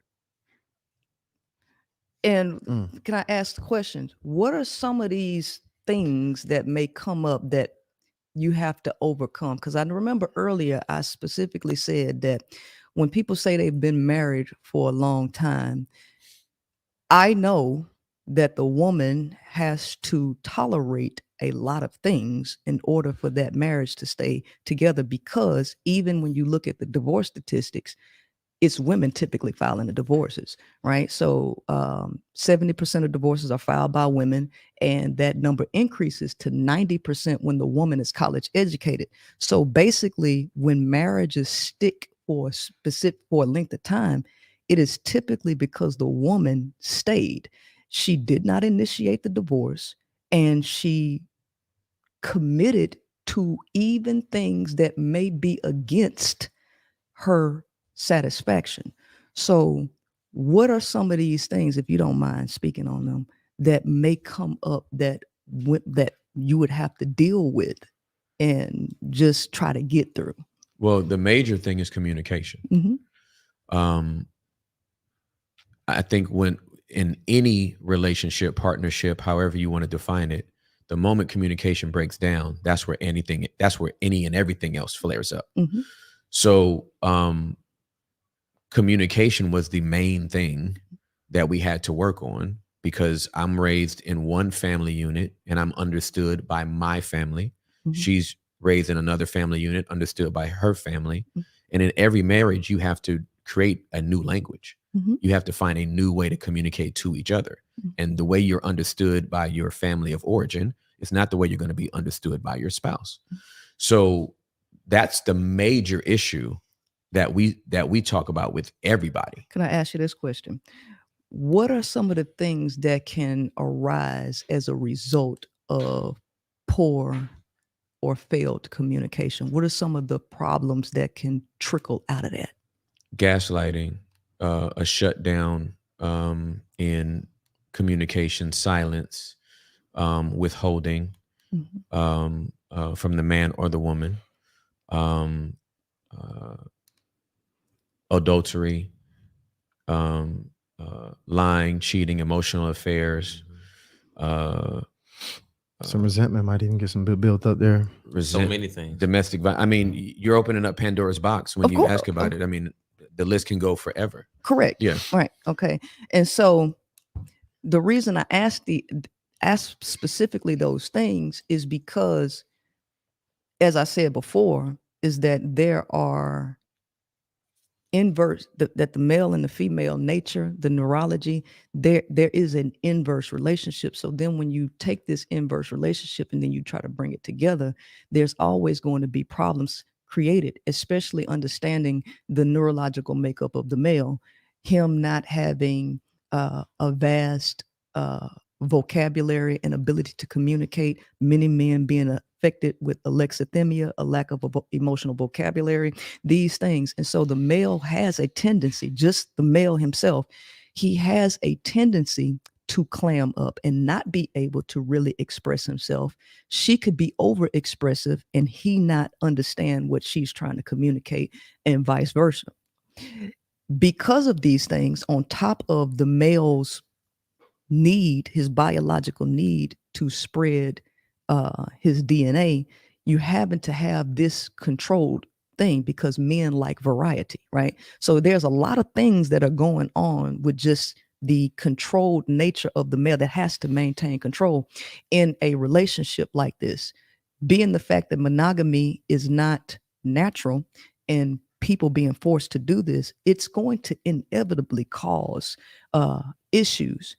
In order for a marriage to sustain itself, knowing these issues to come about, it is typically the woman who the pastors preach to about staying down. You got the ride or die community. You have women being told that they're the helpmate, that they have to stay. What this does, though, is it eats away at the woman's self-confidence. It eats away at her emotional intelligence. It eats away at a lot of life that goes on in the woman. Because of that, when I hear, this is the reason why I say, when I hear long marriages, a lot of these women have put up with so much just to say that they stayed married. At the end, what does anybody really gain outside of a title? And specifically for the woman, because it's the women who are having the complaints, and it is the women who need to be full and whole to be able to do what the nature of the feminine is to do, which is to nurture and sustain life. If you take the life away from a woman and you deplete her, there's only so much she can give after that. And typically, when a male has gotten everything that he wants out of her, he might not end the marriage. Which is mainly a lot of the times why the divorces are on women to actually initiate and go through. But he might not end the marriage. He may go get his needs met from other places, right? And sustain that marriage while she's in a relationship by herself. Now, the time might be ticking and ticking and ticking to say, oh, I've been married, this, that, and the other one. But it's just so many women who are disgruntled and unhappy with these setups because they all have the same complaints. And the divorce statistics actually reflect these complaints. So how do we promote a marriage where the heavy coaching is basically on the woman and not enough coaching on what the male is to do?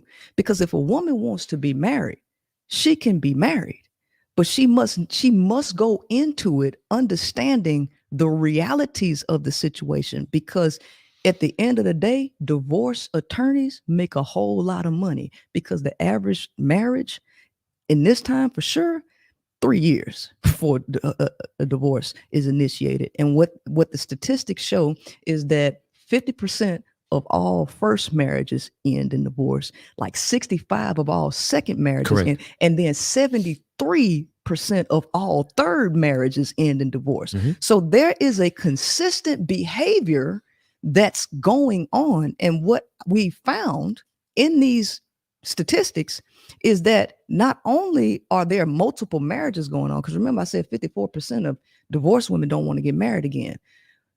Divorce attorneys have come out and said that typically once a male spouse dies, he's literally in a relationship, a serious relationship, within the next few months of the wife dying. So men are the ones that are actually doing the relationship or the marriage hopping that ends in divorce like this. So the male's behavior is not changing when he goes from wife to wife to wife. So if the women are the ones being talked to about staying still, and while they're taking all of this, what are the males being taught so that the women are not drained in these relationships where they're feeling like they're forced or really sacrificing something to keep a marriage going? Yeah, well, they're not being taught the truth, and they're not being discipled. Like that's the bottom line. It's a very easy answer to that question. Like if they're not discipled and they are not going into marriage with the understanding that you didn't come down to the altar with your nice little tux on and your little cummerbund, and this woman came down with this white dress to stand before God and these witnesses to exchange these vows. You came down to an altar. And the altar is not a place of beauty. It's a place of blood. The altar is where you come to sacrifice. So I teach people that when they come to an altar, you came here to die. You didn't come here to live. Well, shoes, that ain't good. Like, I don't know if the ladies want to die, but the men too. Yeah. But here's the thing. It's sacrificial. But here's the thing. But that's the reason why you have so much death in the world, because they're dying a different way. Princella. That's what I'm saying. If they die the way they're supposed to die, they won't die these other horrible deaths. Because they didn't crucify their flesh, now we're going to have the death of a marriage. Because they didn't crucify their flesh, now we have the death of communication. Because they don't crucify their flesh, now we have the death of and dysfunction of their children from a broken home. Because they don't crucify their flesh, so they're dying in other ways. Well, here's the thing: because we are humans, you can't totally crucify the flesh because you live here. What there needs to be is a balance and an integration of the higher self. The problem is that people are either going in and trying to merge their identities into one, which never actually works, because people are individuals. They have their own life paths. They have their own purposes. And what you typically do in a functional society is you have whole people who decide to walk together. And at any point, these paths may diverge, right? It's not that you have to be with a single person for the rest of your life, because some people are in your life for a season. Some people are in your life for longer than a day, but sometimes your paths, you have to go your own separate ways. The idea of marriage is to keep people hooked on to each other for life, even if they ain't meant to be with each other for but a season, right? Because this planet is a school. We're here to learn. And so everybody that comes into your life is coming to teach you something. They ain't necessarily meant to be with you forever. But we push this idea forever. Why? There is always a reason why things are the way they are. So we have to go back into the reasons why.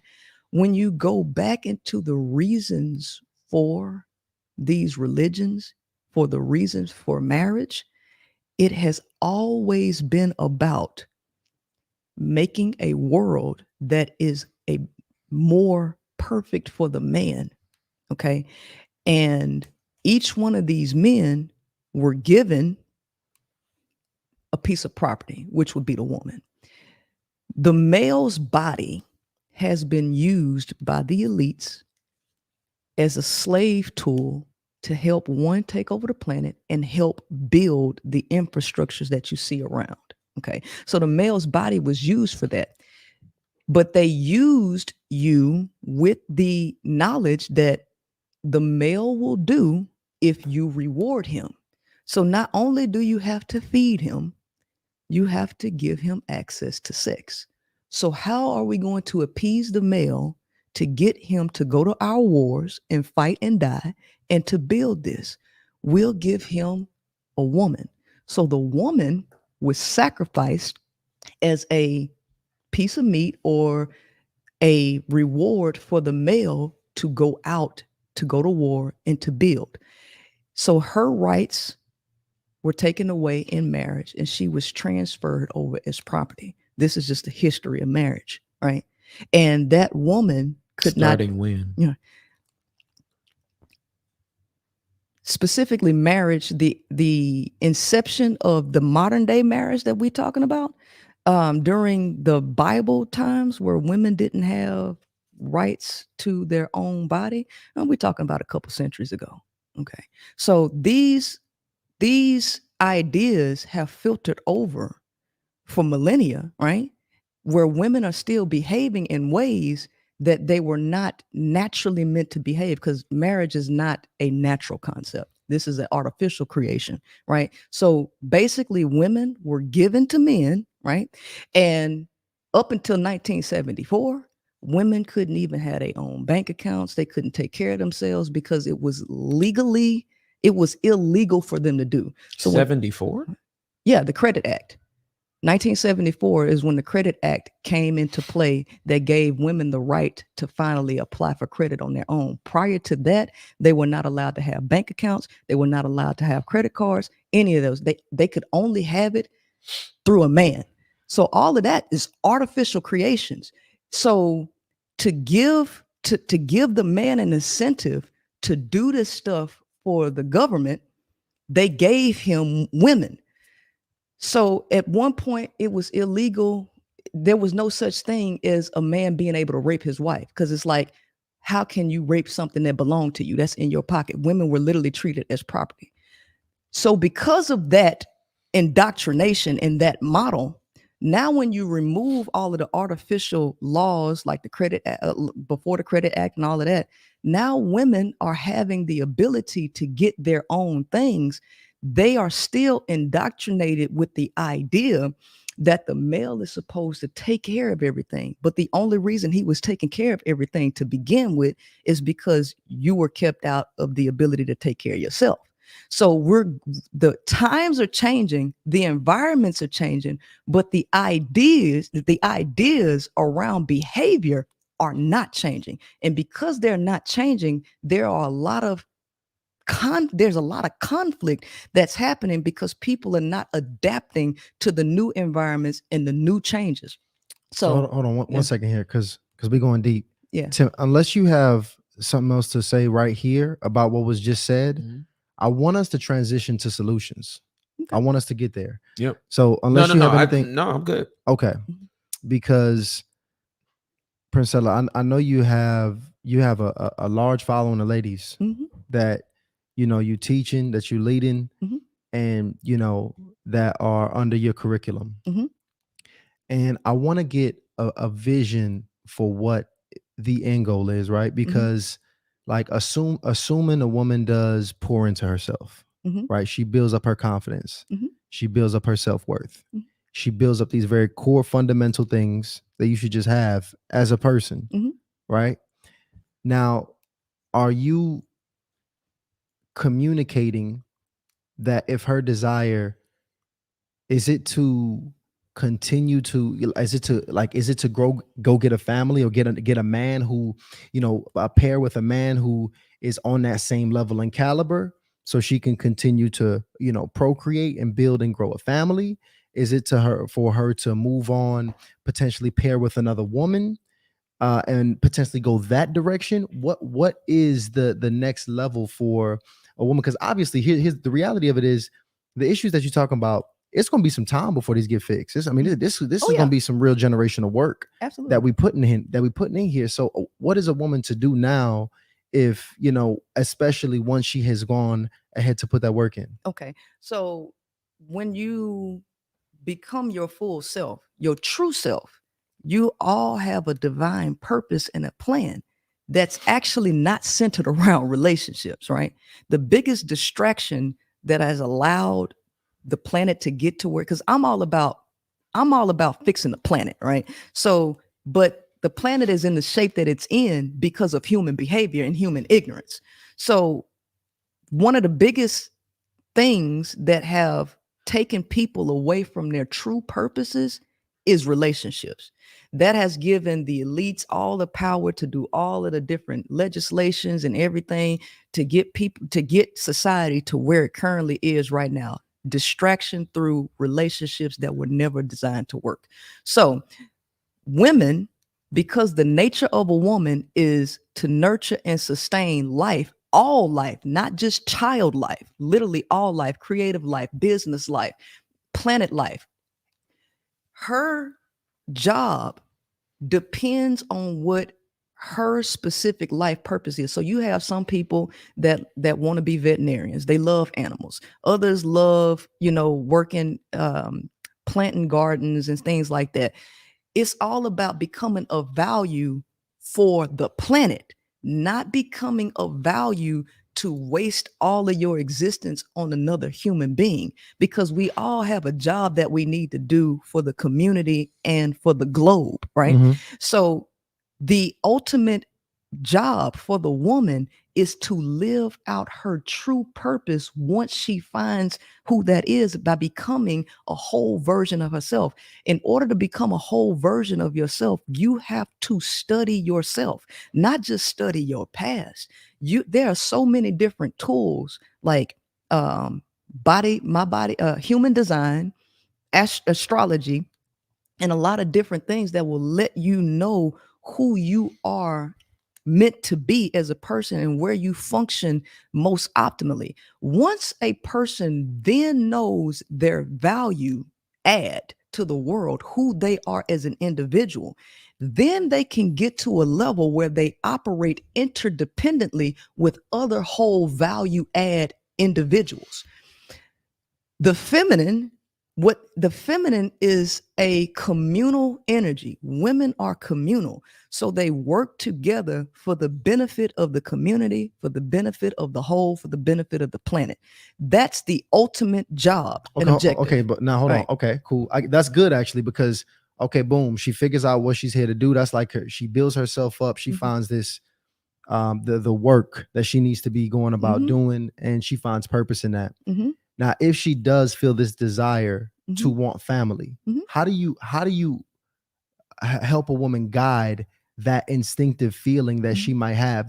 Is that wrong that she feels that way? No. Should she not look to build long-term? Would you communicate that she should consider not to have a long-term relationship with a man if she does desire that? No, if she feels it? Women need to accept men for who they are, right? So you go in, not, if you're going to deal with a dude, you don't go in thinking he's going to be some person that he's not, right? Understanding the nature of the male, what he is and is not capable of, and accept that. If you can accept that and roll with it, do you, sweetie pie. But if you can't, guess what you can do? Because I tell a woman, hey, look, you can have the baby. He ain't got to be there if he don't want to. You can go.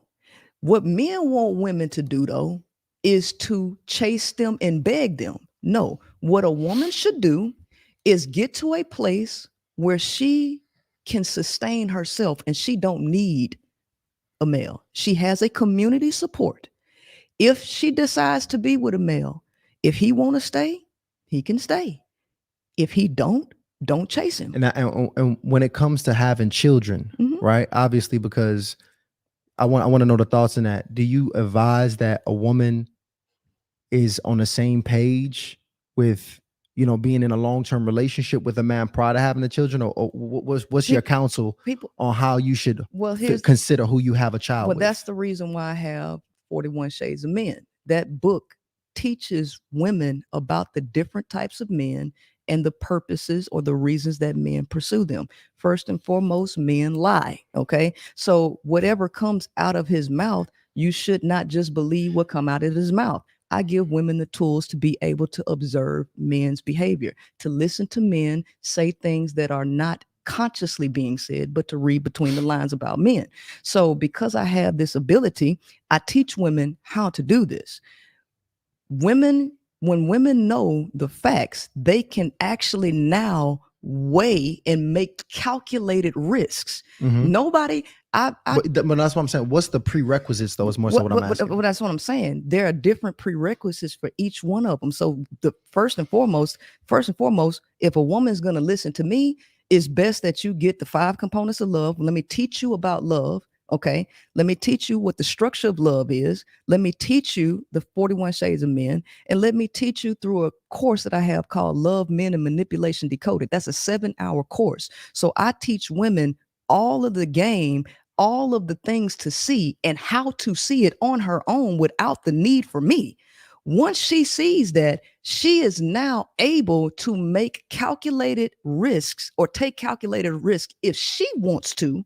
It's not about what the man wants, because the man's ultimate objective is to reproduce. His ultimate biological goal is sex and reproduction. So anytime that we have this discussion, the man is always going to go about that. I don't tell women to center their lives around men, but if they're going to deal with men, you have these pieces of information that I give that will allow you to make a decision that is more appropriate for you. Whatever the man thinks, he can think whatever he wants to think. You're not here to appease or appeal to his feelings, because it's these conversations that if women start listening to them, these are the types of conversations that a woman will allow a man to get in her head and convince her to have sex with him without even getting him tested, right?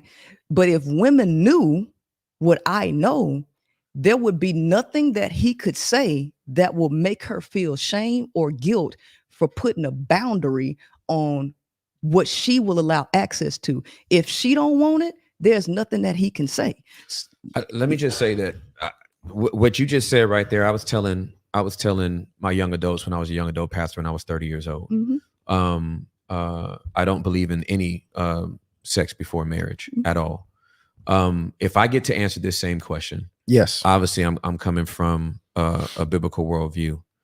I don't think the solution is in Jesus Christ, not in religion, not in Baptists, not in Church of God in Christ, not in Church of God of Prophecy, not in Assemblies of God, not in Pentecostal Assemblies of the World, not in Church of God Tennessee, not in Church of God Anderson. It's in a man. He is the truth, not a truth. He is the truth. The truth has a name, and it's not Greek or Hebrew. It is a name that is above all names, and it's Jesus Christ. When you talk about this 360 woman, I believe that 360 woman exists in scripture. It is in Proverbs 31. You read Proverbs 31, that's a 360-degree woman. And she is married to a man and she has children. The man sings her praises at the city gates and the children bless her.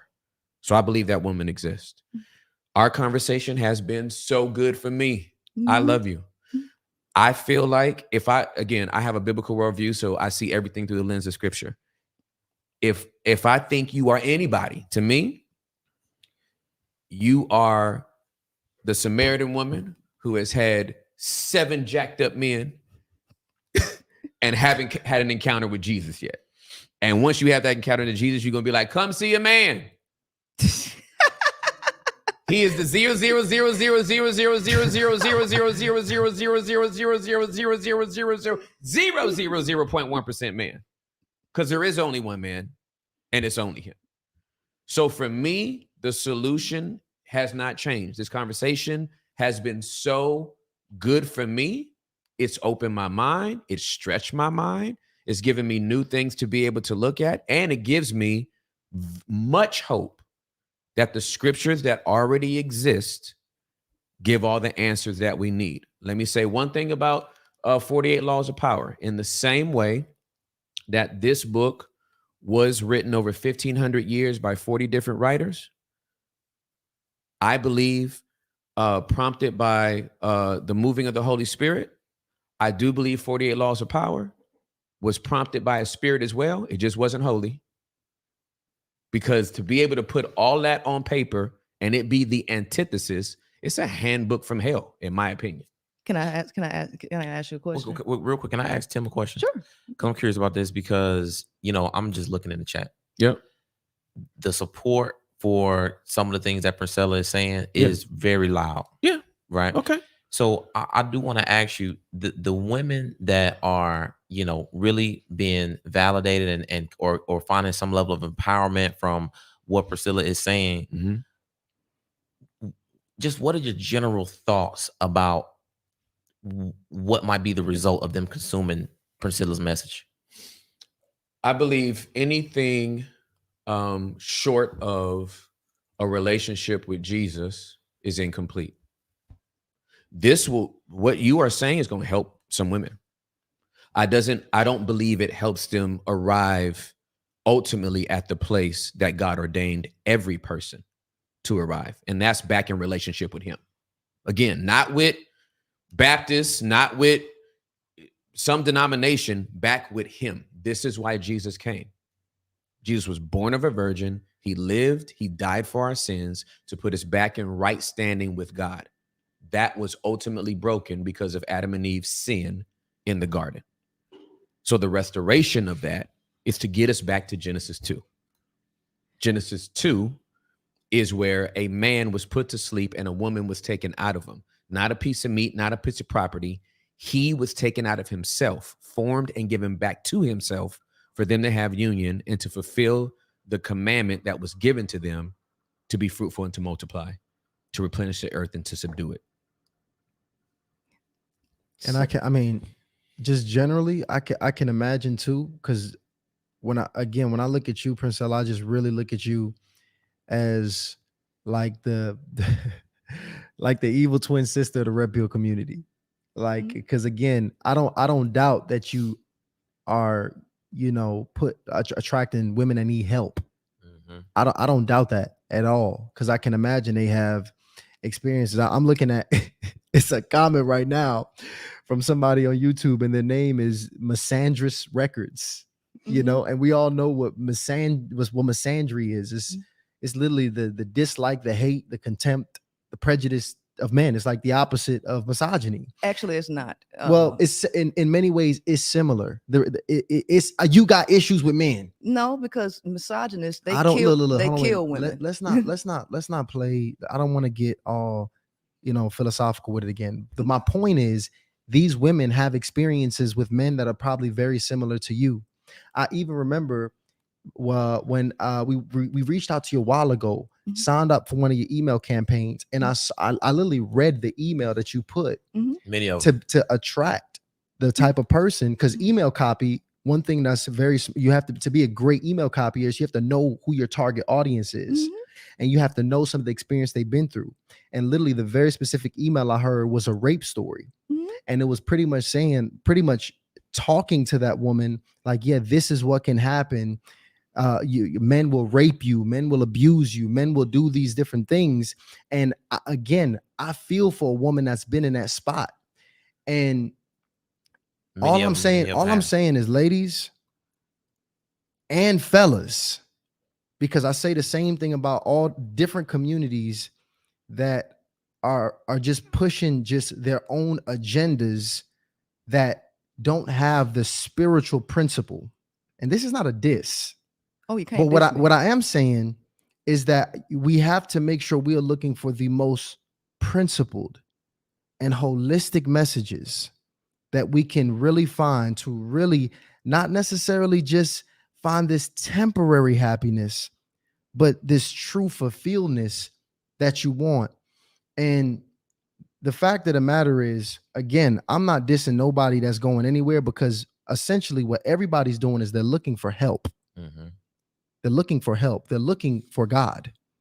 And all of these searches and they're looking for that purpose that you described. That's what they're searching for, especially in the midst of this pain. And sometimes we run into communities that we don't necessarily need to stand in, at least not forever.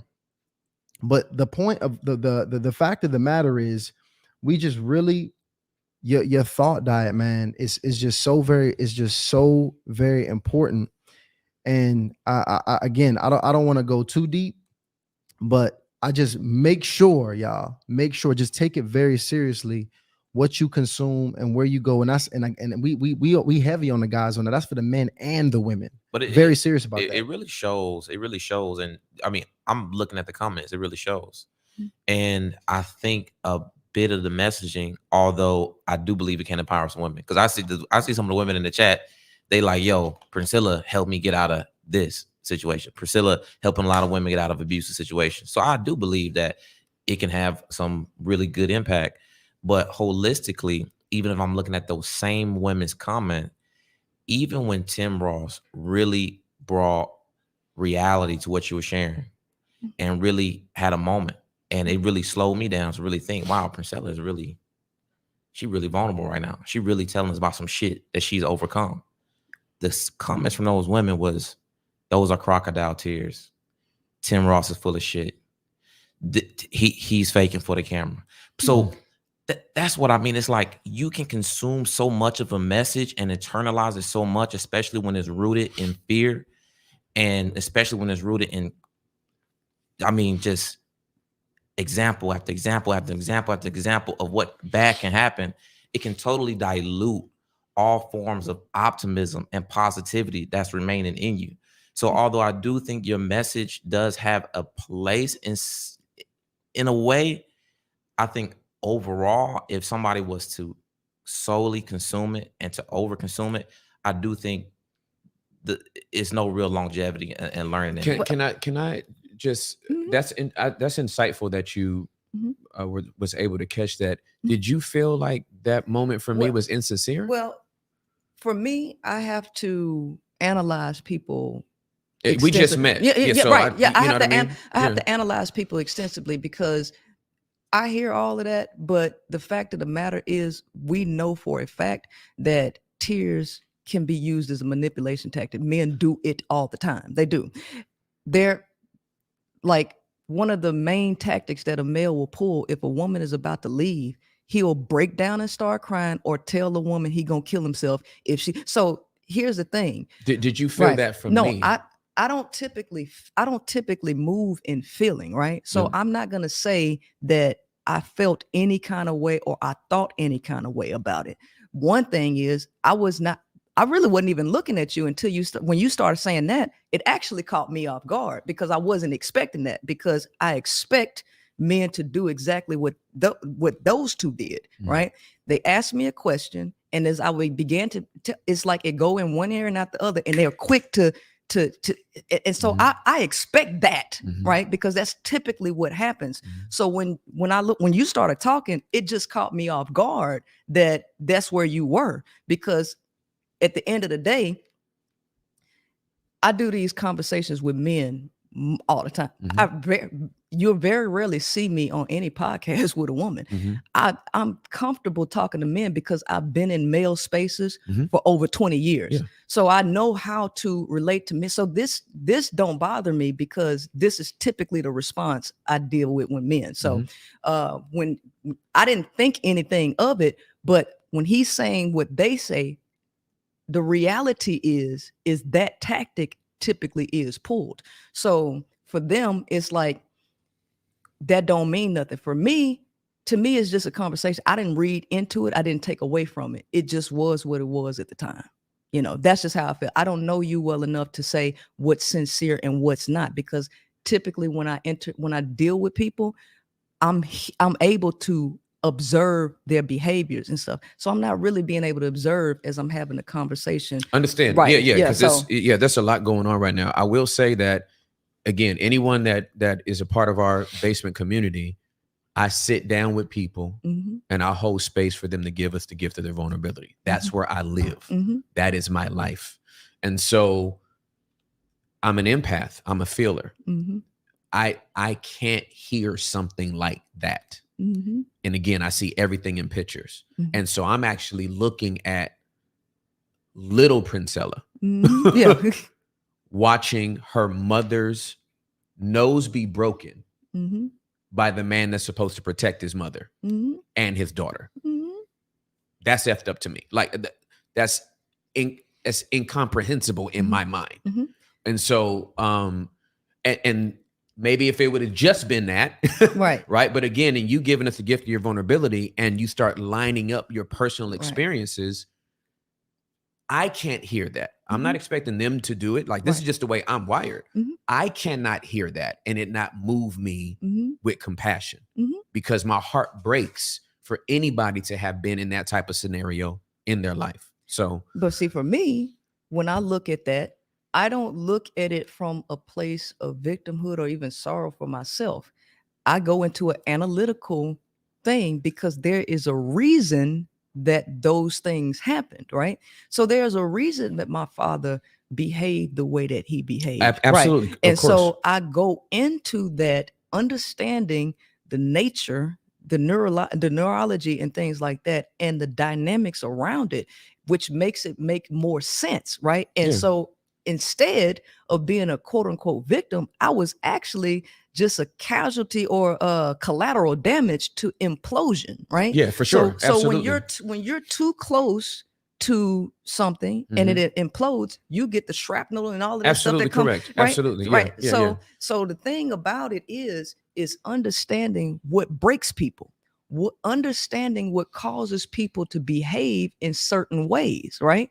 And to not do those things, right, that cause people to respond in those behavioral patterns. So I have understood the root cause analysis to collective human behavior. Unfortunately, because I'm not what I would say is a pick-me who sings the praises of males and telling women to do this and that to get a man, this don't fall well on male ears because men are taught that women are here for them, right? So everything has to be what the male wants to hear.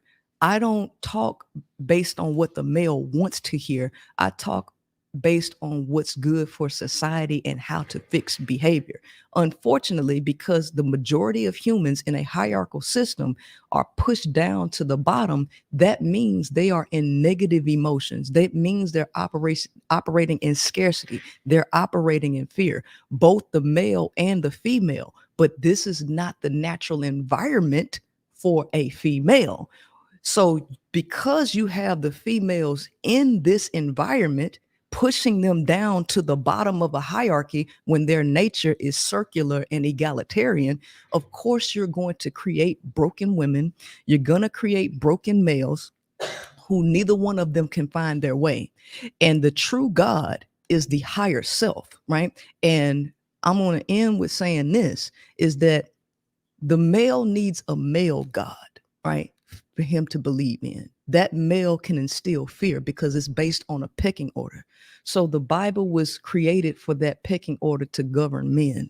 The true God totally is the divine feminine. It is the feminine womb. It is the creator of all things. She is the true God, and that God is the God of the woman who she needs to listen to. The male can continue to listen to the male God because he is the quote unquote alpha male that is going to instill that fear in him to make him do whatever if he truly believes in a God.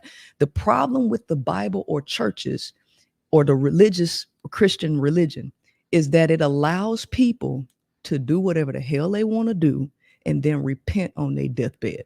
And because Christianity is the easiest religion to believe in, the male don't really have a fear in God, because he can do what he wants to do, mess up as much as he wants, destroy his life, go find a woman who will accept him, and then when he finna get ready to die, Jesus saved me and all is done. And that's the problem with that. So I think the male needs a more strict religion where he actually fears a male that'll put hellfire on him. And what would that be? Well, he needs an actual alpha male in the flesh who actually understands the feminine, the feminine God, that will stand in the way as the quote unquote alpha male and instill that fear and discipline into the rest of the males. In order to do that, though, you can't build on a one cracked foundation, and you can't build where a structure is already existing. The only thing that you can do is destroy and tear down the standing structure before you create a new foundation and build a new structure. So what I am saying is that the structure of this society is totally messed up and it needs to be knocked down and destroyed. And a new foundation needs to be built.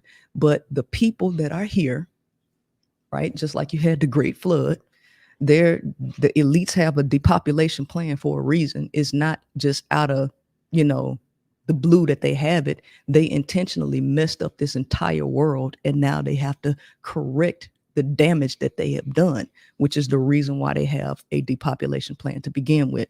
But that's neither here nor there. In order to start over or to create a new foundation, you got to tear down the old one. And so a lot of old mentalities have to be destroyed, and you have to create a new one. And this is where ideological subversion comes in for a new way. And that's why they call it the New World Order. And that's where we're going. Okay. I believe that foundation was already replaced with Christ Jesus, but that's where we'll leave that. Yeah, that's no problem. Man, what a conversation. I have to pee. Man, listen, we got to get Tim Ross up out this joint, man. Matter of fact, Tim Ross getting up out of here early. This was a full conversation. And, these conversations are put in front of you guys because, one, Hardly Initiated is fearlessly going to have the conversations that the reality of it is this is the thoughts of our culture. And we want to be able to host it in the most healthy manner that we can possibly have it exist. Because I think it's important to not just bring on voices that we validate, but bring on voices that we necessarily don't agree with. But we can at least try to understand one another. So again, I think Tim was right though. Princella, I appreciate you for coming up all the way up out here, all the way from Dallas, had this conversation with us. Was it Dallas or Houston? Houston Yeah. to come up. Tim is in Dallas. Houston to come up out here. A lot of our audience is in Houston. Oh yeah. A lot of them. They are. Yeah. They are. So I'm sure they're very familiar with you. Yeah. It is. And I don't even know. We got to talk to the people about whether or not we gonna do some kind of part 2 or not, because it's just so much untouched. It's so much. This conversation is so dense. It's so dense. Broke a lot of records tonight. We had over 2,000 people on the poll. We had over 4,500 people in the chat. I mean, we've had probably 170 members join tonight. So definitely over 1,000 for the Initiates family. And I think we got quite a bit of perspective from you. And you got a triumphant story to still, even be motivated to continue sharing any type of message after, experiencing a lot of those things that you experienced. And even though I don't agree with a lot of the things, I think that I learned quite a bit tonight though, I would say that. And I really learned about the status of what's really going on, because I think we got a lot of work to do. A lot of people need help. Because you know what I say too, man? I say, like, I'm not a big proponent of the Red Pill community at all, but I understand why it's there, because the Red Pill community is a symptom of a core issue that has really happened. Yeah, you know what I'm saying? Like, absolutely. You don't equip men. You don't properly lead men. That's, by the way, the whole purpose of this platform. We agree that there's not good initiation processes. We agree that we are a whole generation of hardly initiated people. which is why we even here with the platform that we have here today. And I agree that if you continue not to equip people, they're going to look for a home. They'll find gangs. They'll find the red pill community. They'll find all of these different things that is literally what the now symptom and the solution for them in their hurt. And the reality of it is, although I don't agree with you, it's like I understand though. Like I understand. Like our because of the state of what a lot of our ladies have been through, a lot of what you have been through, you took on this work, and they coming to you because of the situation that's going on out here. And this is the reality. And if you disagree with what's going on, especially if you a brother out here, I think the only thing that we can do to really combat this is to be great and to really showcase greatness, to literally be the 1% person she's talking about and literally put whatever she's saying to shame by actually living and walking in it, leading with your life. And that's the only thing that I can really take from it. But again, I understand, and I understand you. And I hope everybody else here was able to walk away with something. In fact, I just want you to put one thing. If you hear in the chat, put one thing that you can take away from this or you learn from this. If you're watching on the replay, I want to see it in the comments. But listen, this is all we got for you tonight. I hope all the people that's watching this you better not leave this channel without subscribing. Very thankful for the super chats too, by the way. I Very think thankful. We did do a bit of a disservice tonight on the super chats. That's listen. It was y'all gotta understand. Apologies. But we got 2 power people on the platform, so unfortunately wasn't able to hit those. But we owe you. So you can email us at info@hardlyinitiated. We owe you a question of some sort on the next go round, which we will honor. So let us know, info@hardlyinitiated.com. Absolutely. And listen, y'all already know, man. Hardly Initiated. We are out.